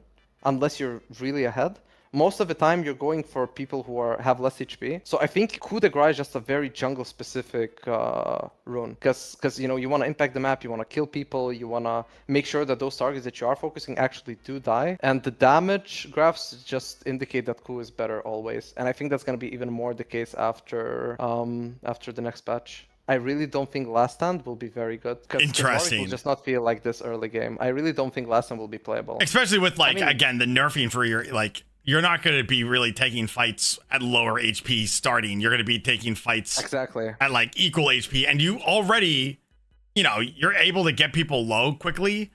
And at the same time, you know, if you're dealing more damage, you're healing more damage. You know, you're healing more as well. So it's like, yeah. Are you really starting every fight at like low HP? Like, no, like that's psychotic. Yeah, of course. And then the secondary runes, I don't think really necessarily matter. I mean, you either go, you know, the sorcery. Revitalize probably will lose value as well. What will? I think Revitalize probably will also lose value. Oh yeah, of course. You know, you're not healing. Like even with the 5% healing that you're getting, it's, you know, 5% on that 6. You know, that 6 versus 12. Like early game, and then like your later game, you already have items that give you more lifesteal. So it's, you know, I think that if you're going against like really tanky teams, or you just need like just more tankiness, you can still go it. You just won't get the same level of value as you do like right now. And me personally, I would rather go with like celerity and water walking because the movement speed that you get like with both of those, like especially if you're building like Kraken and Static, which I know, you know, we're going to be moving away from those builds, but like the value you're getting, especially with celerity, you just move so fast. Yeah. And like even with Hexplate, like you're going to be moving a little bit faster, you know, with that's actually a good argument. Yeah. So, I think 30 water walking with Hexplate might feel very good actually. It's going to be, you know, instead of getting that 20%, it's so it gives you 7% movement speed. All movement speed bonuses are 7% more effective on you, and you gain 1% more movement speed. So, holy crap. Yeah, so like, that might be the play. Just to make you... The thing that kills Warwick is CC and kiting, right? So, anything that you can build overall to prevent those things from happening is like what you need to do. I think that, you know, to kind of end up wrapping this up, I know this is going to be a dumb question because we've already kind of like hit on it. Do you think that Jungle Warwick is going to be stronger in this new patch? And do you also think that top Warwick is dead? Or do you think that it's still going to be like a very niche, only a master Warwick player, not masters as in rank, but masters as in like comfortability on the champion, or they're going to be playing him top? I can't know for sure, right? We made him into jungle. Yeah. I mean, the thing is, like, I can't know 100% how it's going to be, but just looking at the numbers, my initial instinct is that top lane will be probably horrible. I think higher ranks will be affected by this less than lower elo people, which is I think what they were going for with this change. But I still think they like, because you can make the argument that Warwick's already nowadays losing most top lane matchups in high ranks. If they pick range champs, you're not really standing in the middle of a wave perma autoing the minions. No, you're sitting like a little bitch under turret. Yep. Right. Until you get literally ult. Yeah. And then you wait for ult and then you engage. You know. Against Juggernauts, you lose 1v1. You know, you lose to. You can outplay them. You can outplay Darius. You can maybe even outplay Seth. I personally don't think in high elo that's possible. I think the set has to actually make a mistake if The set has to be bad. knows. Like for you to be able to Oh either yeah, dodge or make a mistake. I would not necessarily use the word bad, but yeah, like misplay. Because Warwick is a slippery champ at the end of the day because of his Q. Like it is easy to get baited by it, you know, misstime your E, not get the stun off, then as a result miss W. But Warwick already struggles in all these matchups, so top lane mains have adapted to it and started playing like way more passively. But there are still a few very aggressive Warwick top lane players. There's Valo, who's French in EU. He's like Masters, or GM sometimes, I guess. And then there is the Korean high-elo guy who's like 1,200 LP. I think that guy peaked like rank 3 this season with like 1,800 LP. Oh my Some God. crazy shit like that. Yeah. There was an insane top lane guy in Korea. And every single game, he plays super aggressive. He makes sure to deny the first 3 creeps from enemy champs. You know, sit like behind minions and don't let them get to the wave. He's not going to be able to do that anymore. So people who played very, very aggressively, that playstyle is killed. But the people that have said that, okay, Warwick is really not that great right now, I'll just play safe and play from mid game. I think for those people like Hornlime, Flamos, they won't really feel the difference as much. But I still think they will struggle a lot. Because like even if they play safe, like that healing is like, and make it, if you live on 15% HP and you're under turret and a wave crashes, before you know, you could at least heal up under turret. Now you're gonna heal so little that a lot of champions will actually have insane execute potential against you. They will actually be able to dive Warwick 1v1, which was very hard to do before. And I think that's where it's gonna feel like shit for them. And in jungle, it will be weaker. My initial thought is that it's gonna be weaker. Like the damage kinda scales, but I think the only way Warwick in jungle would feel better is if they improved his clear speed. And I really don't think that a little bit of scaling passive damage makes a difference against camps that have thousands of HP. I really don't think it's gonna feel like it's a buff at all. Yeah, I would agree with you. I think that top lane is definitely going to feel it just in general across all the ranks, right? You're not going to be able to take certain fights. You're going to be able to get bursted early, especially with like if an enemy jungler is camping that Warwick, it's just going to be just terrible. Because before, at least you could lifesteal through a lot of engagements and like get away, but now it's like you're really relying on your damage reduction for your E. I mean, in the jungle in particular, also. If you're just not taking early fights, it doesn't matter, right? Like you have that luxury to just farm safely in the jungle for the like 90% of cases. Obviously, I always get invaded by like 9 people every single time I play, but in general, you know, you have the luxury of farming safely. That's why I don't have bot, because there's less people to invade me. Exactly. There's gonna be this occasional psychopath support that roams at 3 minutes into my top side for no reason. After dying one time bot lane at level 2, he's gonna come into my jungle and he's gonna say hello. Be able to 1v1 what the fuck is happening? And be able to 1v1 you. But it's terrible. So I'm not looking forward to this, but what I am looking forward to is like kind of playing around with a lot of different builds until we can kind of figure out like that sweet spot. Like, hey, if I do this, you know, go this build for the majority and then change like my 3rd or even 4th item, you know, depending on the game, you know, then like you know, we got to find our rhythm within the jungle. But yeah, do you have any final thoughts, Zillow, or any like final things to say? I know you put me on the spot. If you don't, that's totally all set. If you guys have not checked out Zillow, he streams and multiple times a week. Unbelievably interactive guy. So if you have a bunch of questions, he's very, very knowledgeable, not only on Warwick, but really items in general, and also a lot of different matchups. So definitely go and follow. Like I said, guys, I'll put all of his socials in my description here. He also does have a YouTube channel. He's going to be uploading more consistently on that channel. So definitely, if you want an overall like rundown of Warwick's abilities, items, and how they benefit him, he does, like I said earlier in this video, he does have a full guide. Obviously, the build will change because of this upcoming patch, but definitely check him out, guys. He's one of the most knowledgeable like Warwick players that either I have come across or, you know, have been able to talk to. So definitely go and check him out, guys.